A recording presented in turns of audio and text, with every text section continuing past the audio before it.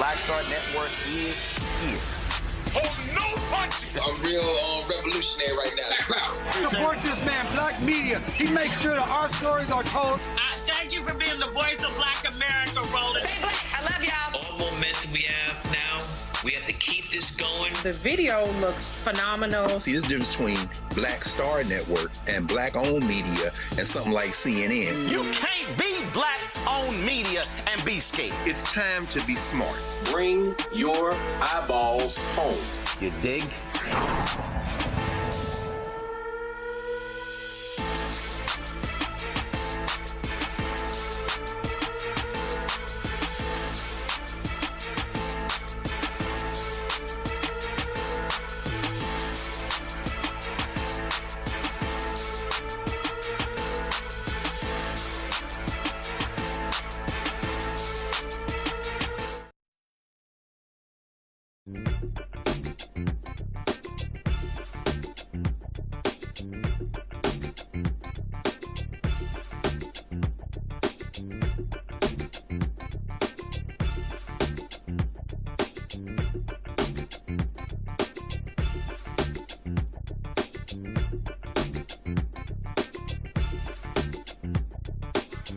Today is Friday, June 26, 2026. Coming up on Roland Martin Unfiltered, streaming live on the Black Star Network. There have been lots of conversation regarding the data center of the campus of Fisk University in Nashville.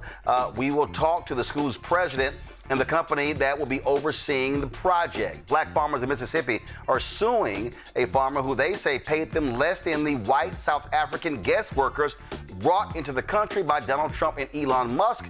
We'll talk with a lawyer on that case. A judge blocks the NAACP's efforts to create majority black voting districts in Mississippi. Also, white folks who sued in Louisiana want the state to pay their legal bills. Yeah, seriously. Texas Republicans want Bible stories to be taught in public schools, but somehow they started debating civil rights. Wait till you see what they said about Ruby Bridges. As the media continues to freak out about Democratic socialists being elected in New York City, we'll break this whole thing down. Also, folks, we remember two journalists who have become ancestors, including Tony Brown of Tony Brown's Journal. And Speaker Mike Johnson says if the Democrats get control of the Congress, they're going to be investigating Donald Trump and his donors and his friends and his families. You goddamn right. It's time to bring the funk on Roland Martin Unfiltered on the Black Star Network. Let's go. He's got it. Whatever the miss, he's on it. Whatever it is, he's got the scoop, the fact, the find. And when it breaks, he's right on time and it's rolling. Best believe he's knowing. Putting it down from sports to news to politics. With entertainment just for kicks, he's rolling. It's on go, roll, roll, y'all. It's Roland Martin, yeah. Rolling with Roland now. He's funky, he's fresh, he's real, the best, you know he's Roland Martin now.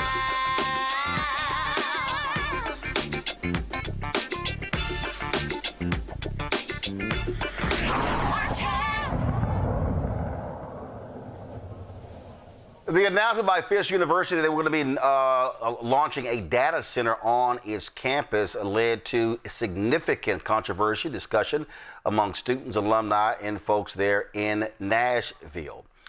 This innovation center that was announced was expansive, and it led to folks like State Representative Justin Jones protesting outside the school's gates against this $1 billion quantum leap initiative. As part of the campus growth plan, Fisk proposed a $400 million innovation center to give students an edge in emerging AI technologies and says the build will be eco-friendly. But critics believe the potential pollution and strain on local water and energy resources are not worth the investment. Joining us now, Dr. Eugenia Clark is the president of Fisk University. Don Harden is the CEO of the Don Harden Group. They will manage the construction and development of Fisk proposed innovation center. Glad to have both of you here. Dr. Clark, I'll start with you. First and foremost, thank you. This data center on this campus that's being proposed, is there another university, whether HBCU, PWI, PWBBI, doesn't matter, that has done anything like this? So what is the model for this on a university campus?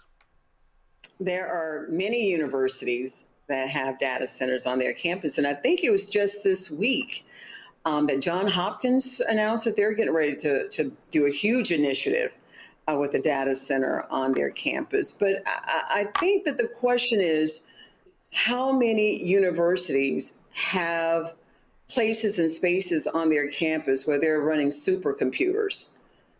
We refer to them as data centers, but in essence, that's really what it is. The question here that seems to have triggered the issues of concern, which are absolutely warranted, is what kind of space are you going to be allocating to operate these computers? Is it going to have an impact on our environment? Is it going to soak up all the resource of energy in our communities? How is it going to impact our water and noise pollution?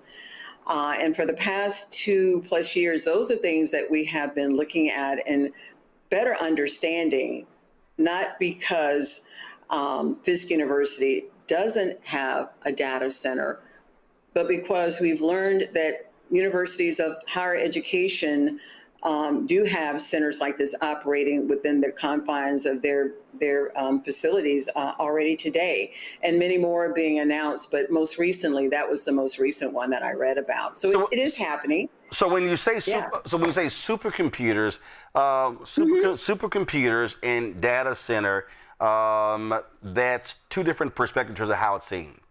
What we have seen over the past couple of years, we have seen massive protests all across the country, Louisiana, Texas, in Virginia, in South Carolina, other places, as it relates to data centers and their impact on energy, on water, on utility bills.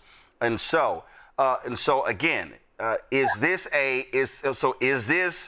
more akin to supercomputers on campus that you're calling a data center, or is this like the data centers that we are seeing exploding, being built all across the country?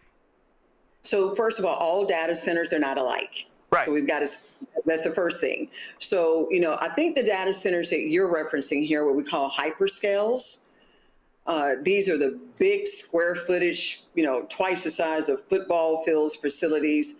They're the ones that I've been reading about as well. Those are the ones that we hear the most about. No, that is not what we're looking at doing here at Fisk University. The concept that we are looking at is more of a micro scale. Therefore, it is requiring less square footage, it's requiring less energy, it's requiring less water, it's requiring less,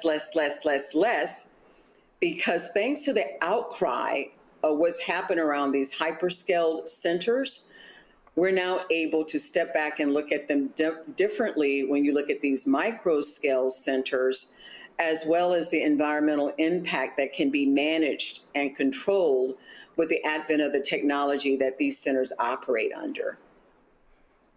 We are seeing, and I'll go done with this one, we are seeing significant criticism and protest of a data center in Memphis with these turbines. Oh, yes. Of Elon Musk is building. Even the EPA sided with the protesters. Will this data center have those turbines? No. In terms of noise, in terms of pollution? If you can give the public an example, what existing university will this be modeled after, where people can say, okay, I can actually look to this example as to what it would be like on the campus of Fisk? There are universities all around me right now with data centers in them. Right. What I'm saying is, obviously you have critics. If you say, okay, this university, what we're seeking to build will be very similar to what they have. What that then allows someone to then to be able to see what they have, to be able to understand it. Because again, a perception of what a data center is what is one thing. What you're describing is the reality of it. And so if someone doesn't have something to model after, then all of a sudden they may be just thinking about these massive data centers that have been parts of protests across the country. So Don, in terms of, so give us that sense because again, even in Nashville, you've got the protest of a data center near a zoo. And you've got folks saying, oh, this data center is going to impact the animals. And so your critics say, well, hell, if they're concerned about animals in data center, we should be concerned about the humans. So give us that perspective. Definitely. Thanks for having us on. Definitely looking at models is very important. So there's University of Texas at Austin. They've had. Oh, hey, Don. We don't mention that. We don't mention that school on this show. As a Texas A&M A&M graduate, I'm just messing. Go ahead. I got you. I'll try to make sure I stay away from. Yeah, go ahead. If I do that again. But there's University of Arizona. There's actually Vanderbilt has two here. They have one that they use for their own compute for the IT and those kind of things, as well as research. So we see those as models. Not only that, but when it comes to things that words you haven't heard much of is that greenhouse emissions. So Vanderbilt actually has partnered with an organization that does solar panel farms. So we like that model, even though they're across town. But we like some of the models that they have. They reduce their greenhouse emissions, which allow the less pressure on their power grid. They actually. I think what I've read is Vanderbilt uses about 77% from the local electricity, and 23% comes from the energy they create themselves. Fisk is not quite in that position to do that. However, we are studying that another model that's not on university campus. A new one is Terra Data. That's in San Jose. That's not open yet. That's coming in 2027. When you look at that, the reason why we know about that is one of the engineers that we're considering, we haven't aligned ourselves with them yet, but that's a project that they said, hey, look at where they're selling us that idea of how to be sustainable. And the other thing that's important, Roland, is the power. So if we wouldn't be here on this talking about this project at all, if our local power company didn't commit up to 30 megawatts of power for us without any issues. We actually had to do system impact study. When that impact study came back, it told us that there will be no harm, there will be no drops in power from anyone else. And furthermore, the biggest thing they told us, it would not impact anybody else's utility bills. In terms of impact on, again, student body, staff, things along those lines. As you are looking at this here, how are you studying that to make sure that there's no health impact as well? Well, we are. So you want to answer that? No, I was going to say when we even started this project, by the way, you should know that when we began evaluating this concept over 2 years ago, our absolute first consideration is the fact that we are right here in the heart of 37208. We've been here since 1866. Our neighbors and our students are a priority in every decision that we make, including all of the other elements of this university campus master plan, not just this one project. But when you look at how we're visualizing this one project, we are looking at it from the angles of that it will definitely not do any harm to those of us who are here all day, every day. The faculty, the staff, the students. We are in this space all the time. So we don't want to put anything in place that will provide any type of environmental harm, that could trigger any type of health issues to any of us that come and work here and spend an inordinate amount of time here every day. Don, go ahead. It begins with power. So things we're going to have to set design criteria. So we can't talk our way out of it. We have to engineer. I've been telling people we have to engineer our way out of this to a good solution. We have to engineer how the chillers are used, how they're placed, and when the robust power is going to allow us to not have to have so many generators. We've been told that by our engineers. We have robust power. We don't have to load up on generators. that create emissions. We can use backup batteries instead and place them inside. And also we're looking at ideas like putting the chillers and the cooling towers on the roof so they will emit sound up. And so if they're emitting sound up, then they're not emitting sound out. But we'll set criteria that, like, I think the city has 80 decibel limit.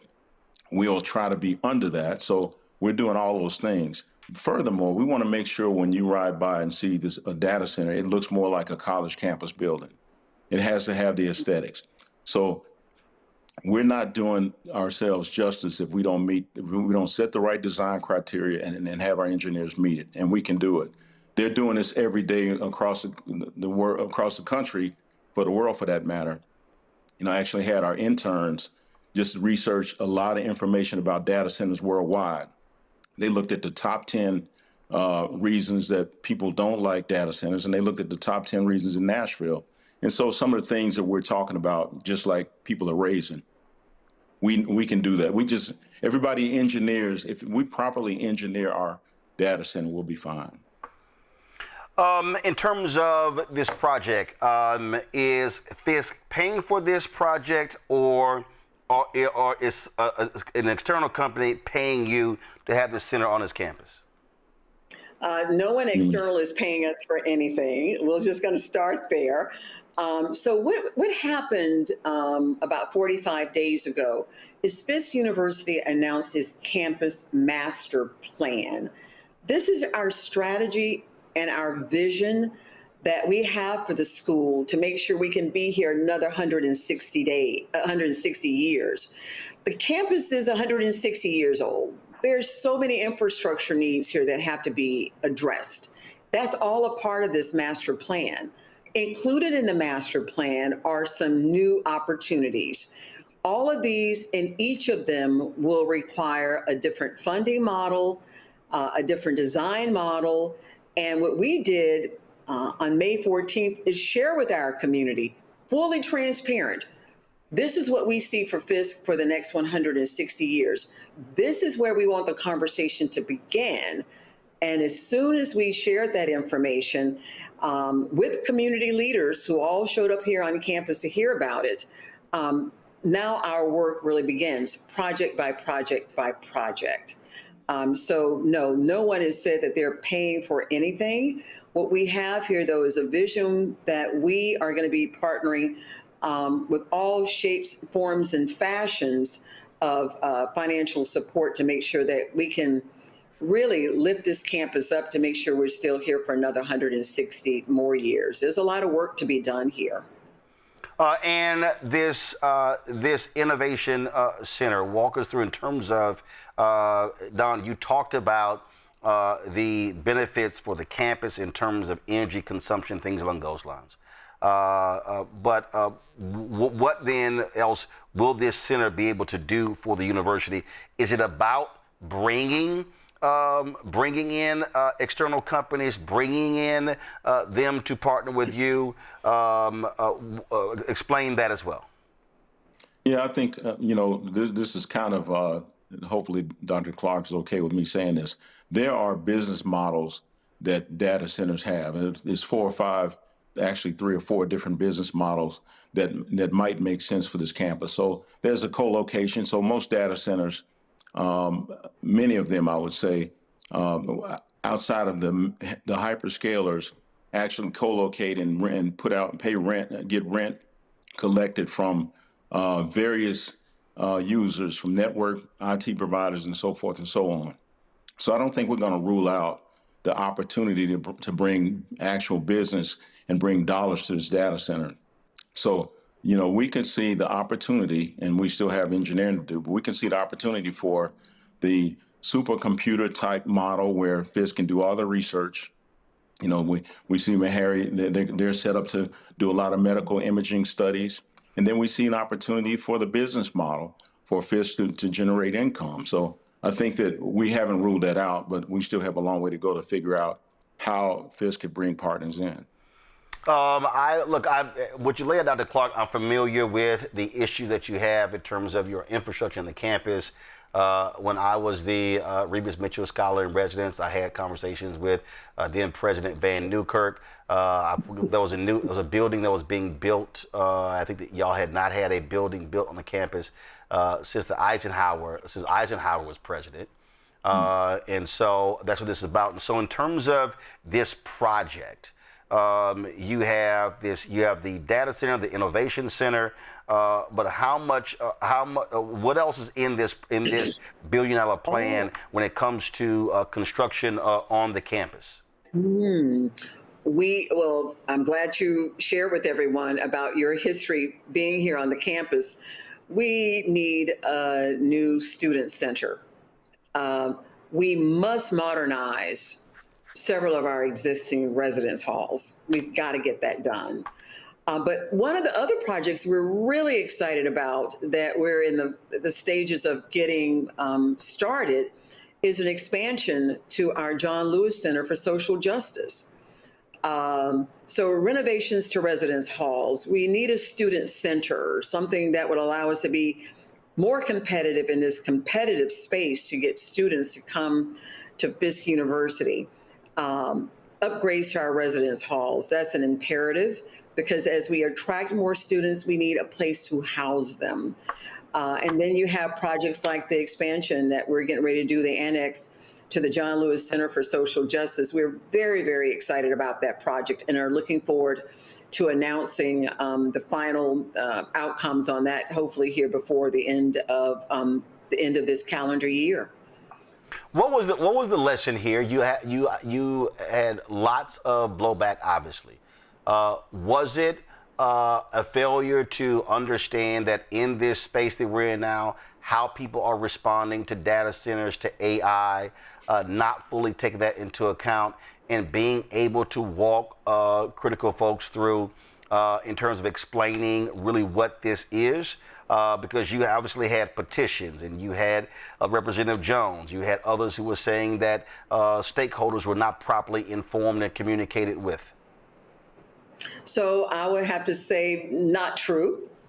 For the past 2 years, I've been talking to all kinds of stakeholders.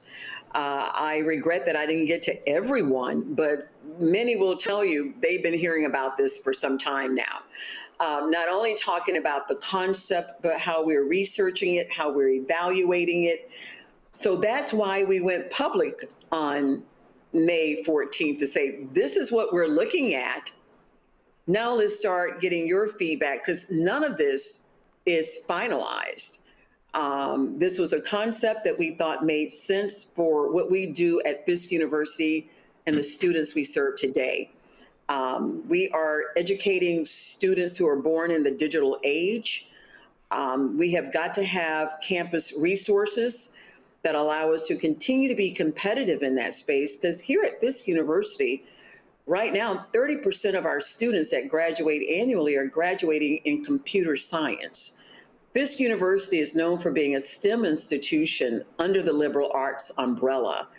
In order for us to continue to excel in that space, we've got to continue to provide all of the necessary tools that make us competitive. So yes, you've heard about the petitions, you've heard about the blowback, but that does not also equate to all of those who are cheering us on, that are excited about this project, that believe that the entire campus plan makes excellent sense for Fisk, because we at Fisk must figure out how to go from surviving to thriving, and how do we stay competitive in this competitive higher ed marketplace for another 160 years. It's a challenge we're all faced with.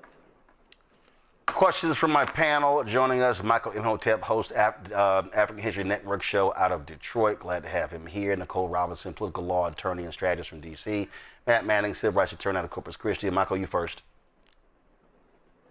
All right. Thanks for coming on to give more clarity to this conversation. I recently attended Artificial Intelligence Summit here in Detroit that was organized by Black Tech Saturdays. And I was wondering, I know you mentioned computer science, Doctor. I was wondering if you could talk for a minute about the careers that that your students will be able to train for at this at Quantum Leap, at this data center? What type of careers for the future is this going to prepare them for, to take advantage of? Michael, that's an excellent question. And while you're talking about that conference, I didn't get a chance to attend that one. But I did speak at a conference out on the West Coast known as ASU plus GSV. And it's where they bring together higher ed and high tech to have these conversations about what are we doing to prepare the workforce of the future. What is really critically important about when we talk about the skills that we're going to need for this high-tech, fast-paced, moving workforce of the future isn't the technical skills, it's the cognitive skills that are gained with the liberal arts training.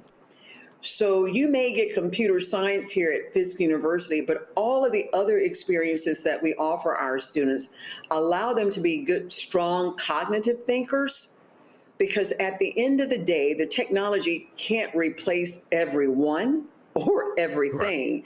It is going to be heavily reliant upon those leaders who can take learning, integrate it into machine learning, and provide products that are useful to all of us. So what we're doing here at Fisk University is already in place. We have students that may come to Fisk and be a Fisk Jubilee singer, majoring in biochem, and also a member of the rocket team. We have students, that come to Fisk that may major in psychology, be a member of the rocket team, and at the same time have a minor in data analytics.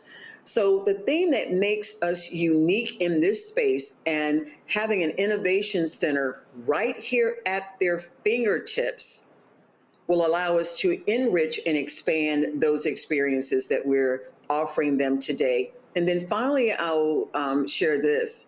When we started having this conversation about this idea a couple of years ago, we immediately went to the academic leadership of the institution, and those are the deans here at Fisk University. And they started looking at this and evaluating this and talking about what will that mean for the academic experience here at Fisk University, not just for the students, but also for the faculty and impact to staff.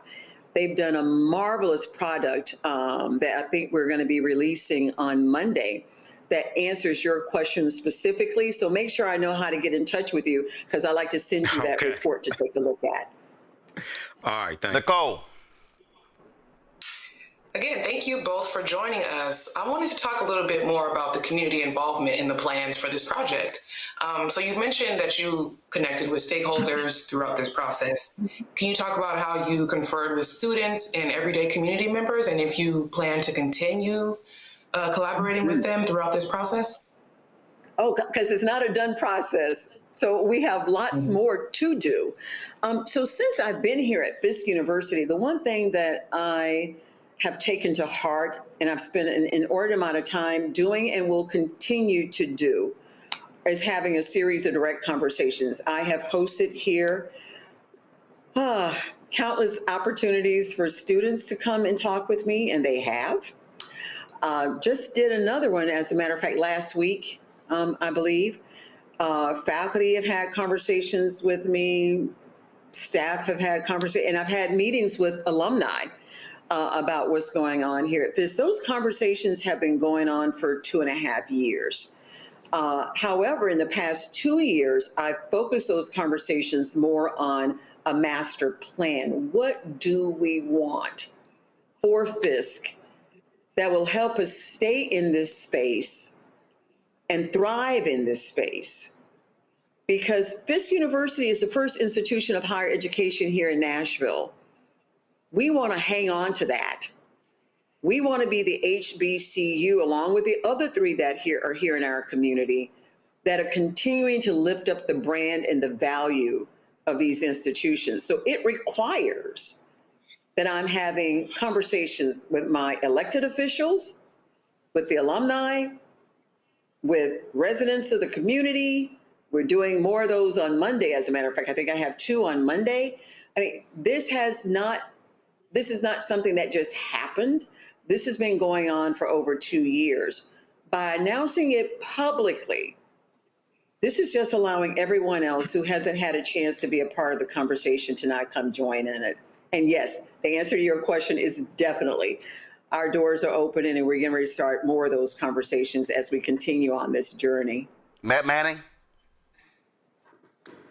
Yeah, so I have a couple quick questions. I'm a Howard man, not a Fisk man, but I know at Howard they've got a number of programs where they partner with like investment banks and others to give students kind of a pipeline. So the first question is, are there any cemented agreements that you have with any technological companies to give Fisk University graduates a leg up through this data center, number one?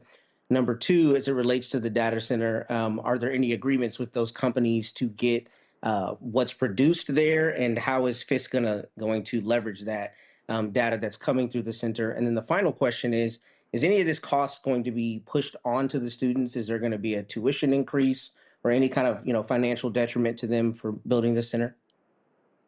So you asked three very distinct questions, but they all are sort of coupled in the same answer.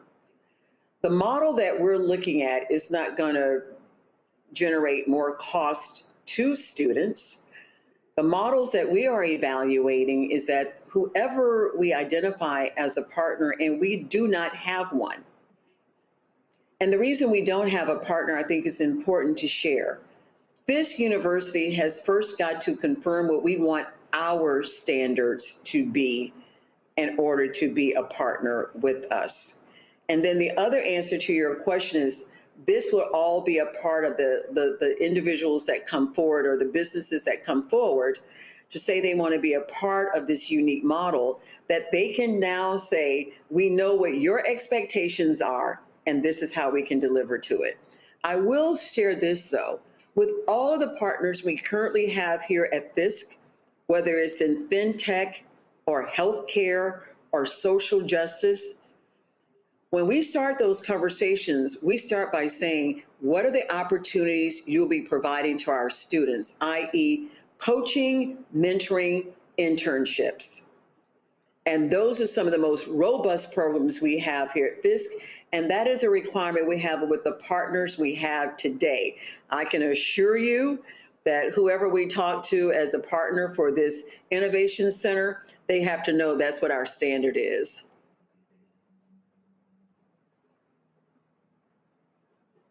Okay, so you said, so here's the question. How do you pay for it? How do you pay for this? And then when do you hope to break ground on this innovation center? That's a tough question to answer right now because we're still working and identifying what the guidelines and parameters are going to be for a data center in the Metro Nashville marketplace.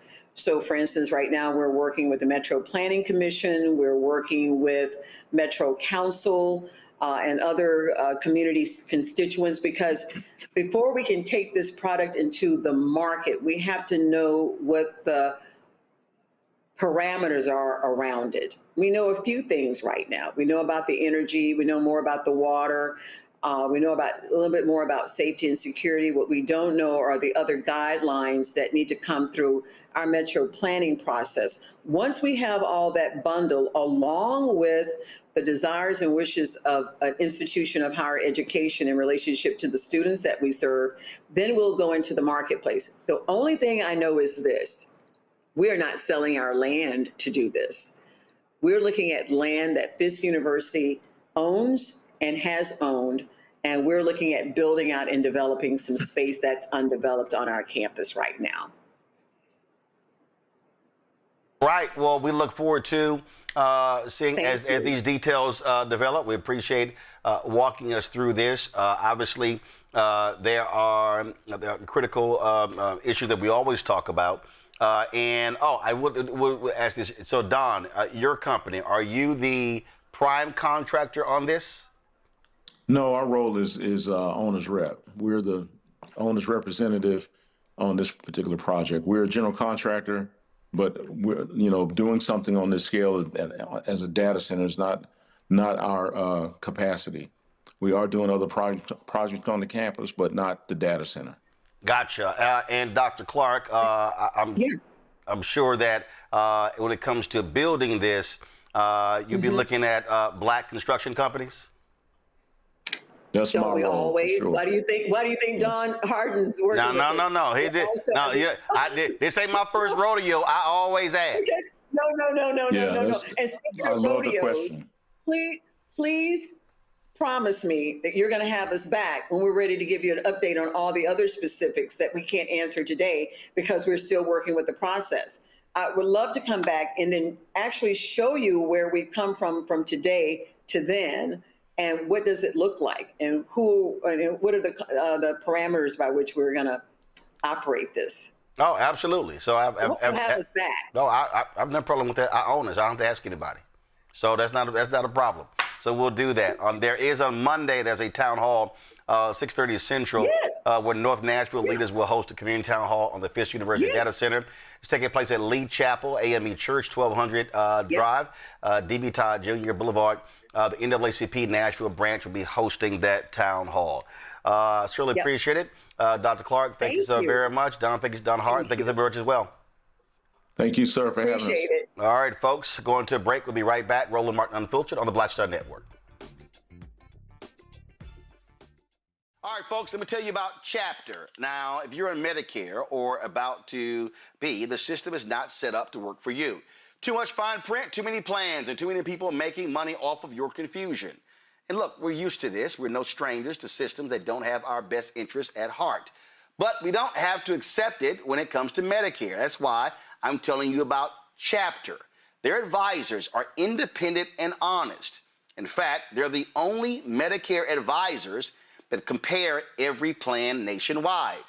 And they're focused on one thing: what works for you. If there's a better plan out there, they'll find it. If you're already in the right one, they'll tell you that too. There are no games. Just last year, people who switched with Chapter saved an average of $1,100. It's 20 minutes and a real person. It's completely free. My parents actually have already called. My mom sent me a text. Folks, give Chapter a call at 724-264-8281, 724-264-8281, and connect with someone you can trust. Folks, these are the kind of services that we need for our audience here at Roland Martin Unfiltered and the Black Star Network.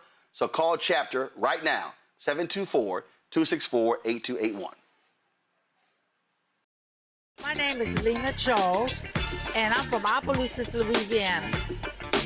Yes, that is Zydeco capital of the world. My name is Margaret Chappelle. I'm from Dallas, Texas, representing the Urban Trivia Game. It's me, Sherry Shepherd, and you know what you watch. Roland Martin on Unfiltered.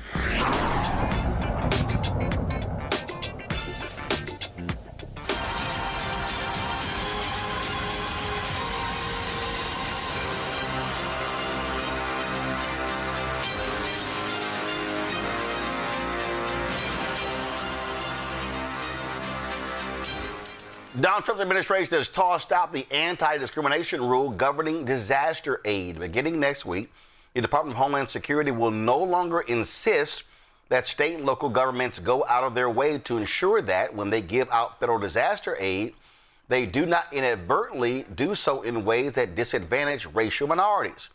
While DHS will still prohibit discrimination intentionally, it says local governments no longer have to consider if their disaster relief efforts unintentionally further racial inequality. One example, last year marked the 20th anniversary of Hurricane Katrina. After the storm, DHS distributed disaster relief funds based on the property value of what was destroyed, which meant that rich white neighborhoods and business districts quickly rebuilt. Meanwhile, parts of the poor black lower 9th Ward still have not been rebuilt to this day. Also keep in mind, that was the Biden administration. They were going to advance a lawsuit as it relates to in Texas, where they received $1 billion after a hurricane there, and they chose not to give that money to Harris County. The Biden administration laid out that as a result, they were hurting African Americans and Latinos. ProPublica did a huge story on this. What did Donald Trump's administration do? They completely got rid of that particular lawsuit. What this goes to show you, Matt, is that this administration absolutely, positively, without a doubt, is anti-black. They do not care about black people or Latinos and people of color. And so for the folks who vote for them, understand you're literally voting against your own interests if you're supporting this white nationalist administration.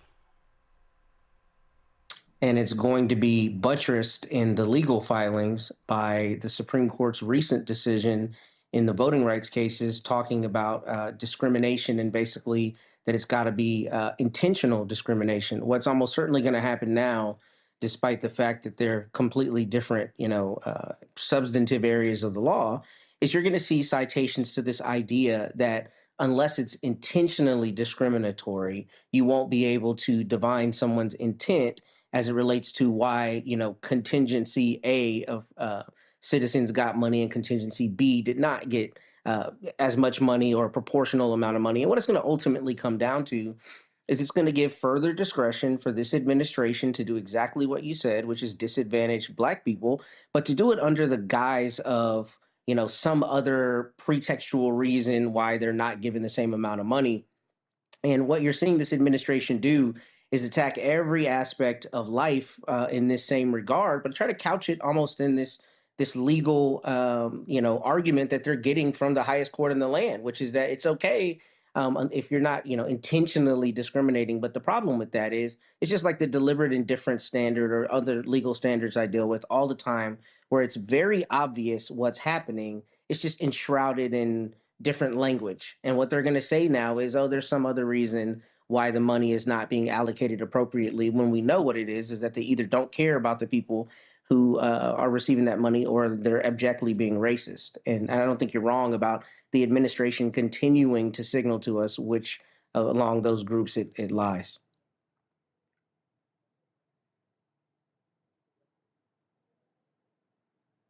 And listen, we have been building this case and just story after story, Nicole, on what it is these folks are doing. And this is simply the latest one.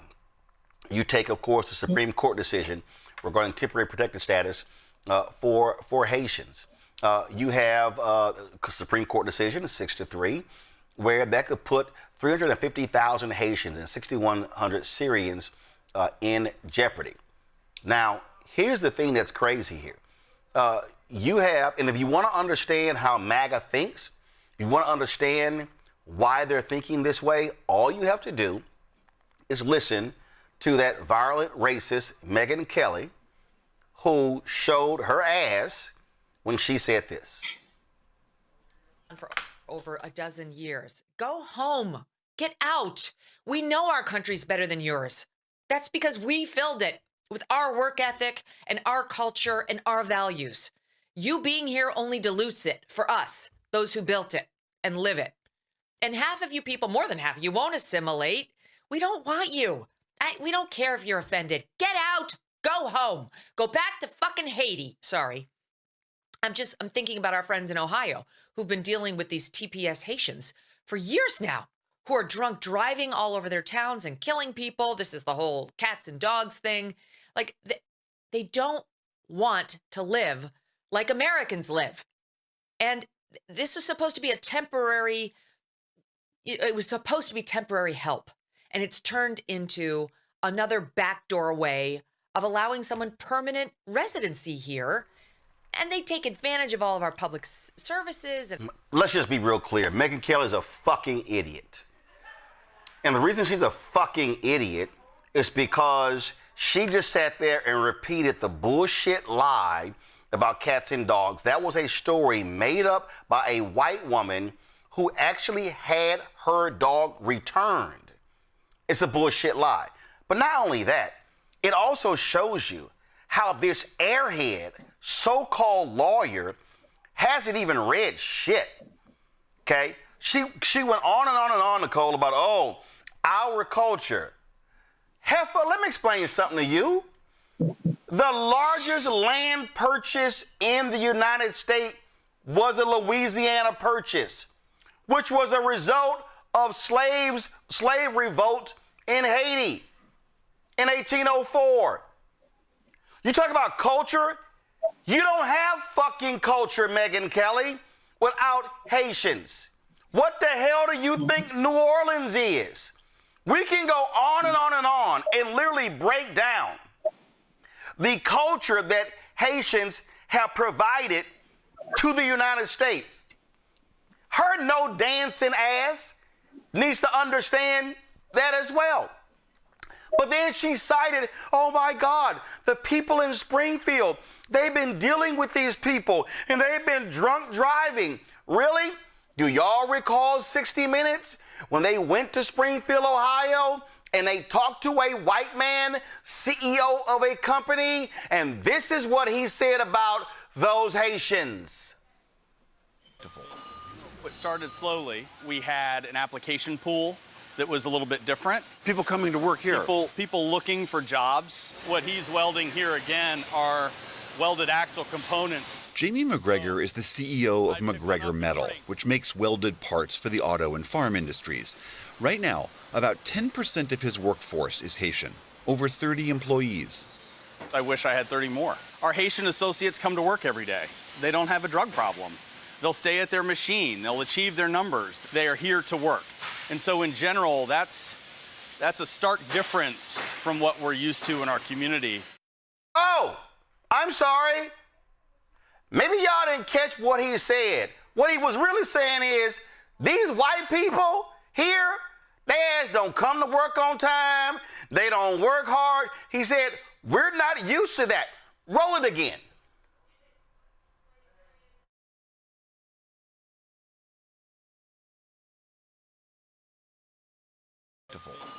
It started slowly. We had an application pool that was a little bit different. People coming to work here.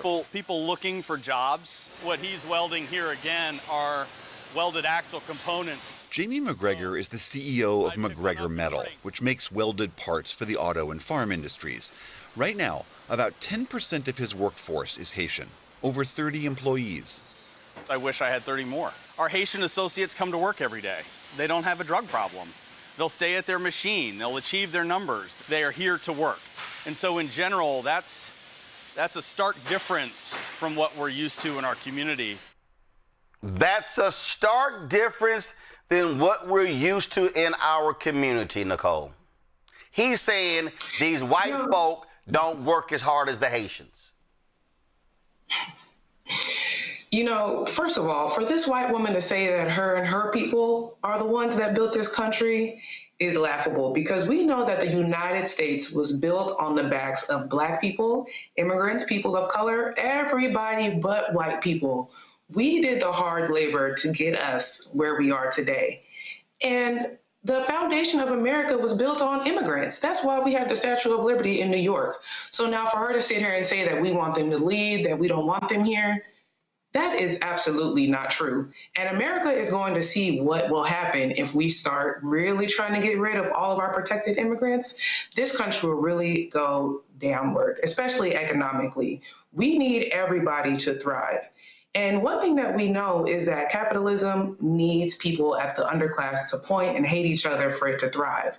Now they want us to blame Syrians and Haitians for job loss and all these crazy things. But really what we need to be doing is coming together and fighting against the people at the top that want us to be fighting against each other. We need our Haitians, we need our Syrians, we need all of our immigrants here in this country. See, Michael,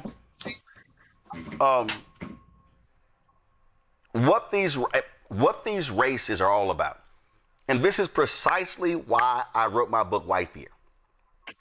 That racist diatribe from Megyn Kelly, just flat out, is test case A, example A, or example 6,196 of white people being scared to death. Oh my God, they're stealing our country. The fact of the matter is, Springfield, Ohio was a dying Midwest city. They had lost 30,000 people. Homes not being purchased, jobs not being filled, sales tax receipts decreasing. Why? Because they didn't have people. Now, who says that the Haitians saved their asses, saved their white asses? The mayor of Springfield, the Republican governor of Ohio. That's what actually did it. Them white folks should be bowing down, thanking the Haitians for saving their trifling ass city because people were leaving because there was nothing there. Yeah, Roland, I remember when Junior Varsity Vance lied and said that the Haitians were eating the dogs and cats in 2024, as well as Donald Trump. And I remember that it put the lives of Haitians there in Springfield, Ohio in jeopardy. There were death threats, bomb threats, things like this. And these white nationalists, white supremacists doubled down on the lie. So I saw the diatribe from Megyn Kelly, and she's appealing to her white nationalist, white supremacist audience. And, you know, yes, Governor DeWine talked about how the Haitians rejuvenated Springfield, Ohio. They saved it. And my thing is... hold on, Michael. Also, hold on. Just stick it right there. Because let's just actually hear from him on Fox News in September 2024. Mm-hmm. Why did they come? They came for jobs. When you talk to the employers who are employing them, they'll tell you, look, they're very hard workers. They're very family-oriented. One employer was quoted saying, I wish I could hire 100 other ones to fill the jobs that we have. So that's why they came. But I don't think anybody expected that, that big of a surge. I mean, basically what happens is, they're here under a classification. There's 16 countries under this classification. And when they come in, they can then apply for that. And the reason Haiti is in there is because it's an extremely violent country, and a country that since the president was killed 2 years ago, the gangs are basically running the country. So, that's why they fled Haiti, and that's why you they are support here. that program. You support TPS, right? Yeah. Sure. The protected... Sure. Look, Go ahead. Yeah, Martha, we've always had some program. We've always had some program like that. Remember, well, you don't remember, but I remember way back, in the 50s and 60s, we did that with Cuba when Castro was there. So. We did it with Cuba when Castro was there, and Cubans in Florida formed the basis of the Republican Party. But here's the other deal, Michael. And that is this here. Megyn, the United States, we fucked up Haiti. The United States and France destroyed Haiti, destroyed their economy. And so you can complain about how screwed up Haiti was. No. This country screwed up Haiti. The blockade.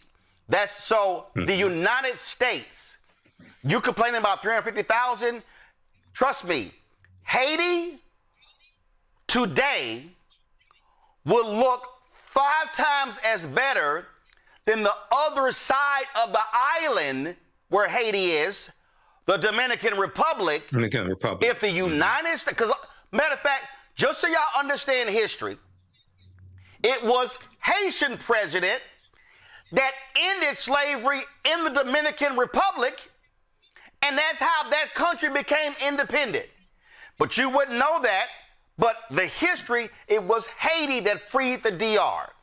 And so had the United States and France not screwed over Haiti, that country would be so far ahead. I dare say, Michael, it would be the crown jewel of the Caribbean and the Western Hemisphere if the United States, if the racist United States had not sabotaged Haiti for more than 150 years. Yeah, and we know from about 1914 to about 1934, 1935, we know the U.S. occupied Haiti. We know going back to President Woodrow Wilson, he sent the U.S. Marines into Haiti. We know they took out $500,000 from the National Haitian Bank as well. You talked about the Louisiana Purchase. People forget the reason why Napoleon Bonaparte was forced to sell the 828 168,000 square miles of land that France controlled here in this country that they stole from Native Americans. Let's not forget that, okay, was because the Haitians were kicking France's behind in the Haitian Revolution. France was going almost bankrupt. So they sold that land to the U.S., which doubled the territory of the U.S. and also gave the U.S. more territory to have enslaved Africans, which increased the need for enslaved Africans as well. But very quickly, Roland, Governor DeWine is absolutely correct. But let's not forget, and you talked about this, I think it was last night, Haitians make up a large portion of the healthcare industry here in this country. Okay, it's about 111,000 that work in the healthcare industry, and a lot of them work in the nursing homes, take care of the elderly, things of this nature. Okay, so these are very hardworking people that provide critical services.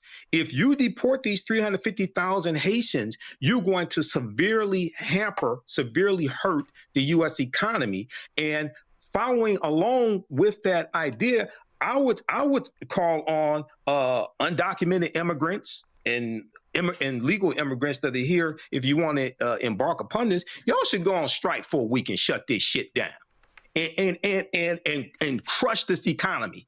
And because this is straight up white nationalism, white supremacy. And for all you black people out there that want these Haitians deported, things like this, they're coming for us too. You're not exempt. Calling yourself FBA or ADOS is not a force field against white supremacy and racism. Racism and white supremacy attacks all black people, regardless of the origin, the country of your origin, the language you speak, or the religion you practice, okay? And Dr. John Henrik Clarke, who's behind me, his picture, he taught us that the white man is a better Pan-Africanist than you because he don't want none of you. And for Megyn Kelly to then add insult to injury and say that half of these Haitians or most of them will not assimilate, okay? This reminds me of 1924 when Calvin Coolidge signed that Anti-Asian Immigration Act. And he said, we have to keep America American. He's talking about for white people. This is the same thing that Donald Trump said when back in about 2018, 2019, he said, why are we bringing these people in from these shithole countries like Haiti? Why can't we bring more people in from the Netherlands? And he's importing white South Africans from South Africa. Y'all better wake up. Otherwise, you're going to, we haven't seen the worst of this. It's going to get worse. We better wake up. Zoran Mamdani, who is Zoran Mamdani, who is the mayor of New York City, he released this video making it clear that New York City will do all it can to protect Haitians from deportation. We saw today the Supreme Court make a decision that is putting so many people's lives in jeopardy. And I just came back from a rally with 1199 as I stood alongside a number of Haitian New Yorkers who are concerned about what this means for their status in our city. And frankly, this city, the one that we love, is one that has been built by so many from so many different parts of the world. And that includes our Haitian brothers and sisters, our Syrian brothers and sisters. And we stand here ready to be in solidarity with all of those who are concerned by today's decision. And beyond just language of solidarity, actions of solidarity.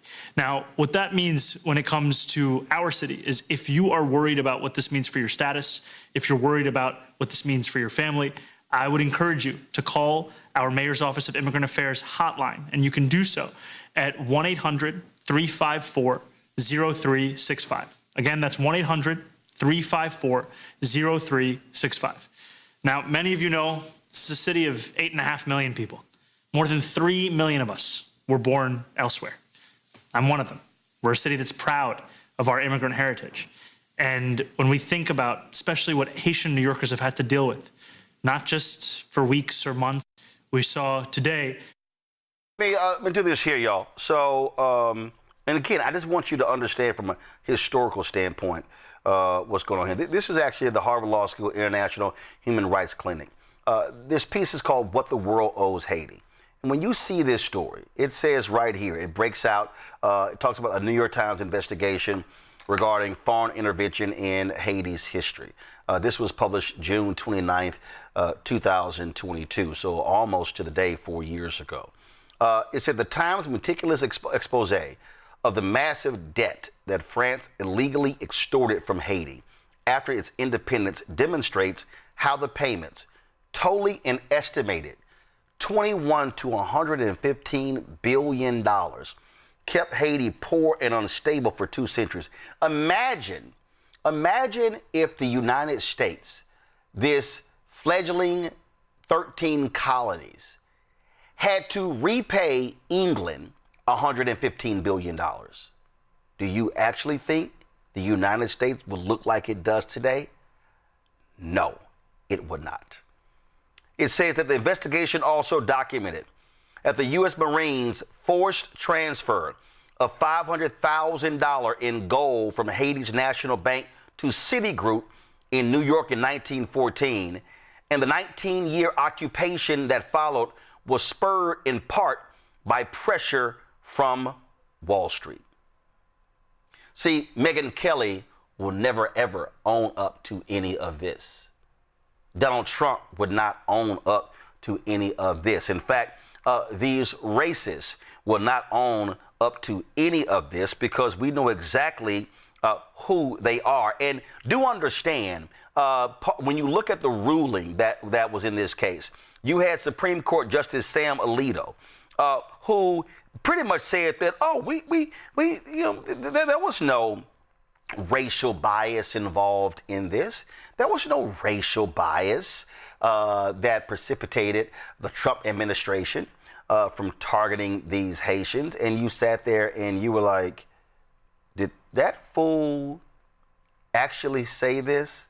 Yeah, this is what he said in the opinion.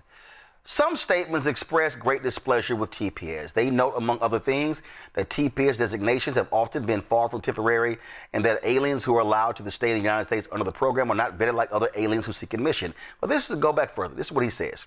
None of the cited statements by either the president or the secretary was overtly racial, and in substance, all express policy views that could rest on race-neutral justifications.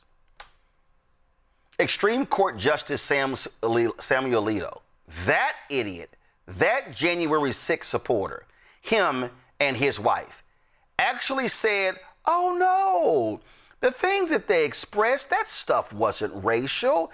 I can't believe that y'all would sit here and say those things. Yeah. In her dissenting opinion, Supreme Court Justice Elena Kagan said, your punk ass is a liar. She said, here's some of those statements. Haitians are eating the dogs. They're eating the cats. They're eating the pets of the people that live in Springfield, Ohio. Haitians are also eating other things, too, they're not supposed to be. Haitians in the United States probably have AIDS. Haiti is a shithole country, which is filthy, dirty, and disgusting. Haitian immigration is like a death wish for our country. And Haitians, along with some others, are poisoning the blood of our country.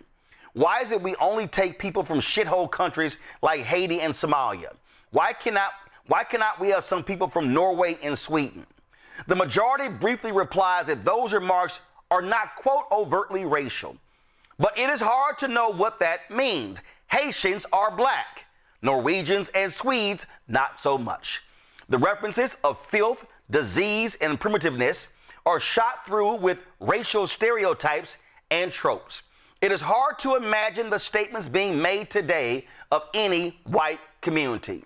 No very sensitive inquiry of the kind Arlington Heights compels is needed to see them for what they are. Judges, as we often say, are not required to exhibit a naivete from which ordinary citizens are free. The statements fairly shout in their racial undertones and overtones alike that race entered into the president's resolve to remove Haitians from this country. But folks, the racist attacks ain't just on Haitians. It's on Somalians. And it comes from other members of the Republican Party, such as Tom Emmer. Listen to this gross disrespect of Somalians. Guess what? There is nothing racist about calling out a criminal. So when I say that it's time, It's time. I mean, this is what they do in the great state of Minnesota. You know, our culture, that Scandinavian culture. By the way, I better make it clear before I go any farther. Minnesotans, are there any here? Ah, good. Then let me just say. Okay, well, born, yeah, you're wearing that hat. You must be from northern Minnesota, the Iron Range. No. Probably closer to Iowa. No, I'm going to leave that alone. The reason I bring it up is because I tell people regularly, Minnesota did not create passive-aggressive behavior, but we did perfect it, okay? And I happen to be more on the aggressive side, which doesn't always work in Minnesota, as Ralph will tell you. You know, sometimes Minnesotans are so afraid that you're going to call us a racist, you're going to call us an Islamophobe, you're going to call us some name that we just don't want to get into that fight. You know what? I would argue that I never did care, but I am done being careful, even the least bit careful. And I don't really care where you come from, but if you come to this great country, you have to understand you're coming here to be an American. We celebrate everyone's culture. We're happy with that, as long as you are an American. Celebrate your culture. I don't care. Italian, Polish, Somali, okay? But they don't assimilate. And if they don't assimilate, then they should go the hell back to where they came from.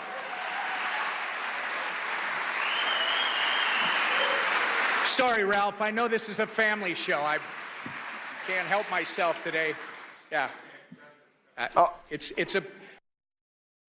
Oh, so that's how we gonna roll, Tom Emmer? Okay, and y'all need to understand, Chief Racist Stephen Miller, this is what he actually said after the Supreme Court ruling yesterday. Well, I think the most important point is that this administration, on the asylum point, has implemented international agreements all over the world to take in our asylum seekers. So America's doors are closed fully to asylum seekers. We've set up agreements where if you want asylum, then we will find a country elsewhere in the world to take you. It's very simple, a very elegant, a very complete solution. Now, of course, as you know, you've heard me talk about here many times before, all asylum claims across the southwest border are always found. Really? Y'all might have saw that thing flash right there. That's quite interesting because since October of this year, 2025, 4,499 refugees have been allowed into the United States. 4,496 of those folks have been white South Africans. That is a fact. What we are seeing here, Matt, is pure, unadulterated racism. And what we have to deal with here, Michael and Nicole, is that when these ADOS FBA people, when they spout language, the anti-immigration language, even anti-black immigration language, they sound just like Tom Emmer. They sound just like Stephen Miller. They sound just like Donald Trump. They literally, Michael, are speaking for white nationalists. Absolutely. It's white supremacy through ventriloquism. That's what it is. And it reminds me of three quick points here. It reminds me of a political meme I saw in the past couple of weeks from urban intellectuals on Facebook. And it said the cockroach, out of hatred for the ant, voted for insecticide, and the fly, out of apathy, didn't vote at all. And they all died because of the consequences of an election. Okay. And this is how you get a white nationalist, white supremacist like Stephen Miller, who's deputy chief advisor to Donald Trump. This is the same Stephen Miller who headed up American First Legal, who rounded up white farmers to sue the U.S. government to block the $5 billion from the American Rescue Plan that was going to go to black farmers and farmers of color that John Boyd talked about here on this show a number of times that dealt with discrimination against farmers of color. That was white supremacist, white nationalists right there that rounded them up to block that. And then right now, I've said this before on the show, Roland, right now on the State Department's website, there is a level 4 travel advisory warning Americans do not travel to Haiti because of crime, violence, because of poor health care, things of this nature. And you're going to send 350,000 back there. So, and lastly, for all the black people who out here talking about reparations, this same goddamn government is suing Evanston, Illinois to block $25,000 of reparations to black people. So where the hell are you going to get reparations from? And here's the thing. When Megyn Kelly talks about go back to where you come from, keep in mind, Stephen Miller people ain't from here. This is his uncle on CNN's Anderson Cooper saying, well, thank God we had an immigration policy, because if that's the case, we would not have been able to come here. Piece you wrote, you described your nephew, Stephen Miller, as an immigration hypocrite. What do you mean by that? It's an important question, and I have to preface my response by saying that I wrote this article more in sadness than in anger or resentment. Our family history is entirely dependent upon the fact that our family was able to escape from a terrible situation in what is now the country of Belarus. In those days, was part of the Russian Empire. Your family first came here, I think, in the early 1900s. The first of our particular group came over in 1903. They worked for a while peddling fruit and doing sweatshop work, and then they were able to round up enough money to bring over the rest of the immediate family. Everybody else who didn't make it, they were all swept away in the Holocaust and dead. And so you're saying the hypocrisy had, well, let's put it simply. And I'll say this here.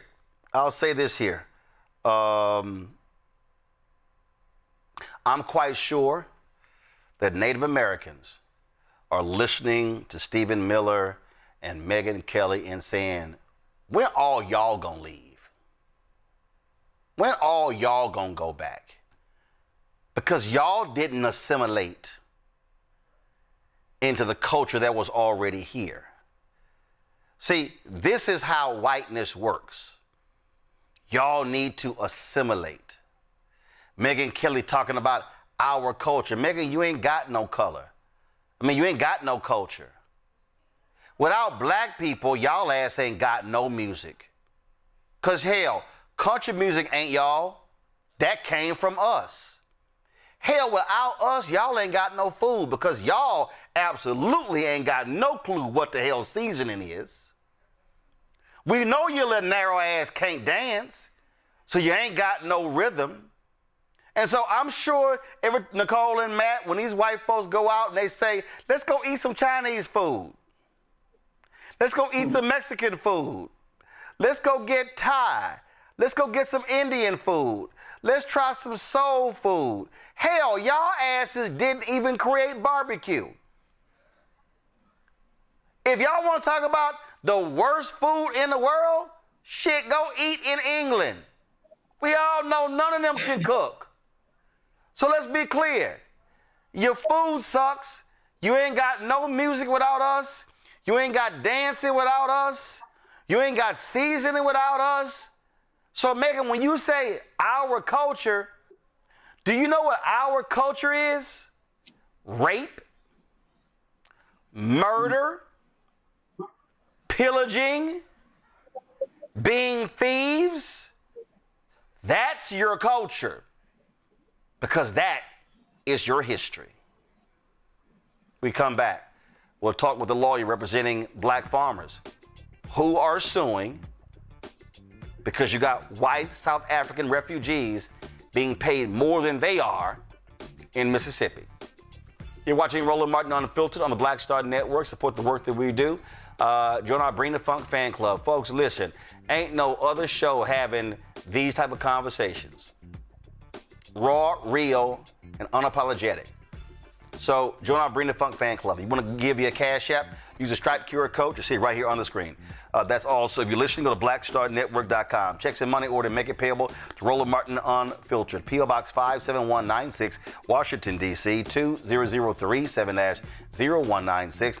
PayPal, R. Martin Unfiltered. Venmo, RM Unfiltered. Zelle, Roland at RolandSMartin.com. Roland at RolandMartinUnfiltered.com. We'll be right back.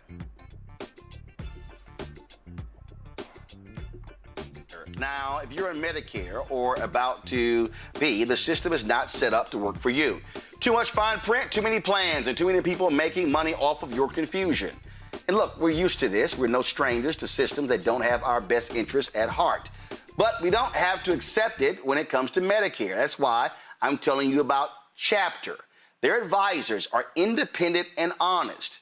In fact, they're the only Medicare advisors that compare every plan nationwide. And they're focused on one thing: what works for you. If there's a better plan out there, they'll find it. If you're already in the right one, they'll tell you that too. There are no games. Just last year, people who switched with Chapter saved an average of $1,100. It's 20 minutes and a real person. It's completely free. My parents actually have already called. My mom sent me a text. Folks, give Chapter a call at 724-264-8281, 724-264-8281, and connect with someone you can trust. Folks, these are the kind of services that we need for our audience here at Roland Martin Unfiltered and the Black Star Network. So call Chapter right now, 724-264-8281. What's up, y'all? This is Wendell Haskins, a.k.a. Win Hogan at the original T-Golf Classic. And you know I watch Roland Martin Unfiltered.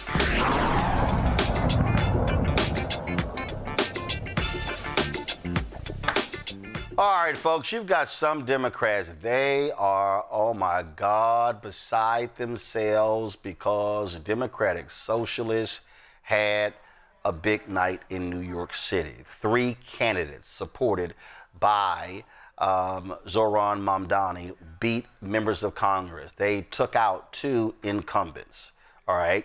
Then in Washington, D.C., huge election there. The sister became the mayor-elect, she, Democratic Socialist. And so now it's like, oh my God, the world is ending.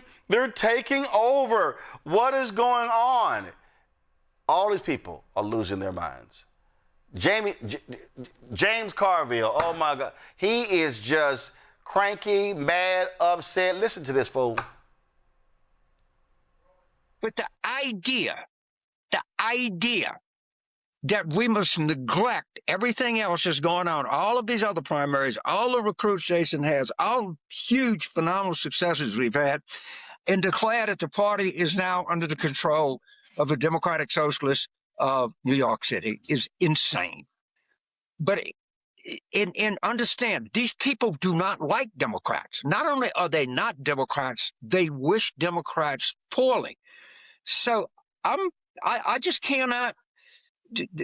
Maybe there's a way that you can say to, I guess Mamdani is the leader of it, is, you insist that, try to insist that the people that run under your banner run as a Democratic Socialist and don't use the Democratic Party as your guideline, and let's negotiate the terms of a schism here. Maybe we can part under some kind of advantageous terms for both of us. But I'm done. I'm not in that fucking political party. I am totally.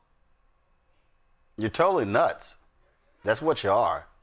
Speaking of nuts, Pennsylvania Senator John Fetterman.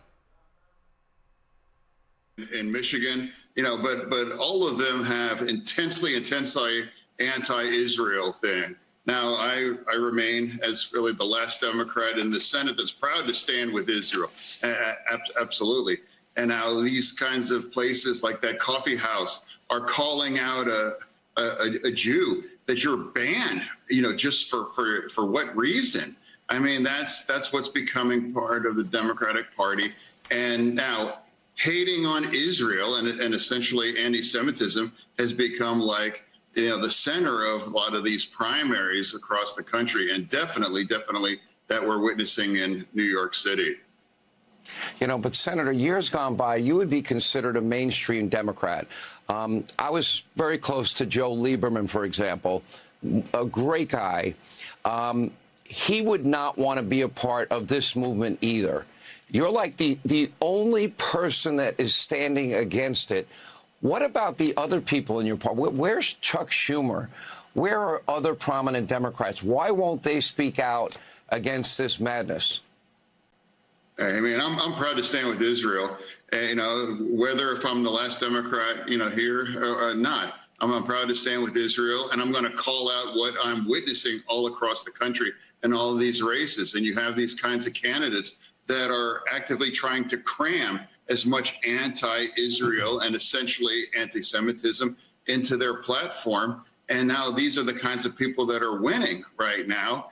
Now, whether it's a Nazi tattoo or if it's actually someone like a Chevalier going to the pro-Hamas rally on 10/8 after 10/7 and celebrating the 10/7 massacre. Look at these kinds of people and the circles that they're in. Look at the kinds of things that Mandami's wife had liked on social media. You know, the kinds of music that she listens to, these views, that thing, you know, just intensely anti-Israel and intensely anti-Jewish now. Well, let me ask you this, because... So, Fetterman said that he called them the dirtbag left, okay?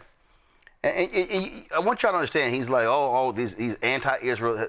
So, do y'all understand that Dan Goldman, Democrat Congressman Dan Goldman, he lost to New York City former comptroller Brad Lander? Do y'all know that Dan Goldman is Jewish? Brad Lander is Jewish. Are you aware that that district is the most Jewish district in the country?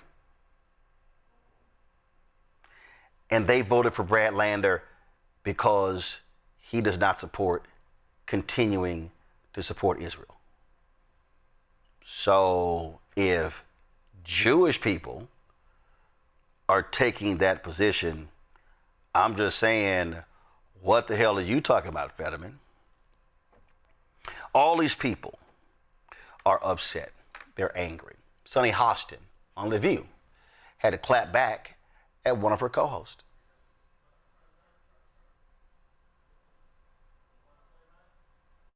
Mamdani does emerge as a kingmaker, but at what expense? He just absolutely neutered Hakeem Jeffries and Chuck Schumer, who have the job of trying to win back the House and Senate for Democrats by endorsing candidates against sitting House members. How did he neuter them exactly? Because I'm going to get into it. Just let me get into this. All right. You just talked about these goods and services. You want the police to come. You want the fire department to come. Well, one of your new candidates, Avila Chevalier, who won last night, wants to abolish the police and all prisons. She was asked 4 times, how would you deal with somebody who committed murder then? What is your plan? And she dodged and didn't answer. She tweeted that Obama is evil, Biden is a rapist and a war criminal, and bleep Kamala Harris. These were not people running on an affordability agenda. These were left-wing extremists that were elected last night at the expense of moderate Democrats. So a seat that you guys do need to win if you want to take back the House. I don't like the way she sounds at all. Well, that's what I'm saying. Well, she's not the party. But she's one person. But that is the point, is these candidates that were endorsed by DSA, the Democratic Socialists, were extreme candidates. And I've seen this happen in my party where the extreme right wing takes over and you can't get your party back. I would warn you all, this is very dangerous and it could risk you losing the House. I disagree with that. You know, I think that New York is the nation's cultural and political capital, and that's just a fact. And I think the Democratic Socialists of America is a force to be reckoned with at this point. Yes. I really do believe that. You mentioned these other candidates that won, but you didn't mention Brad Lander, who ran on basically a Democratic Socialist platform. He ran on building more affordable housing, protecting reproductive rights, the fight to protect and stand up for the LGBTQ plus community, Medicare for all. Who did he unseat, though? Who did he beat? He beat another Democrat. He beat Dan Goldman, who led the impeachment against Donald Trump. Yes, but you took out a sitting progressive liberal who was a liberal hero 2 years ago. Perhaps but because he believes in Israel's right to exist, he lost his seat. But because perhaps it's time for change. Perhaps it's time for change. The Democratic Party, for a very long time, has been searching for an identity. And I see a great parallel between, to your point about the right, I see a great parallel between the rise of the Tea Party in 2009 as a rebuttal, basically, to President Obama's policies and the financial crisis, and the Democratic Socialists of America's rise in 2016 in reaction to Donald Trump, in reaction to health care, in reaction to the loss of health care. One thing I would say is I just... And no shock, Stephen A. Smith had to weigh in. Be very, very clear. If the Democratic Party becomes the likes of Zoran Mamdani, who, by the way, I like, not trying to throw any shade on him or anything like that, but if the Democratic Party becomes him, you have no chance. You have no chance on a national basis in terms of the presidency. In Senate seats in the House, you have no chance. You have no chance. I want to be very, very clear about that. You might have a Democratic Socialist sprinkled here and there, but that ain't what America is. America's about capitalism. America's about dollars and cents. America's about an economy, a flourishing economy. Okay? And you know what it's not about? Free stuff. Somebody got to say it, so I'm going to say it. Somebody got to say it, so I'm going to say it. Oh, my God. These people, they get on my nerves. Okay. Stephen A., can you please do some damn research?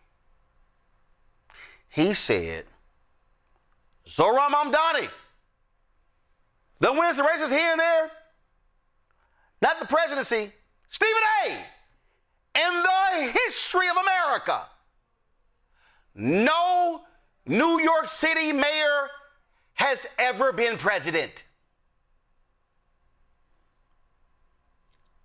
None. Not one. Not one.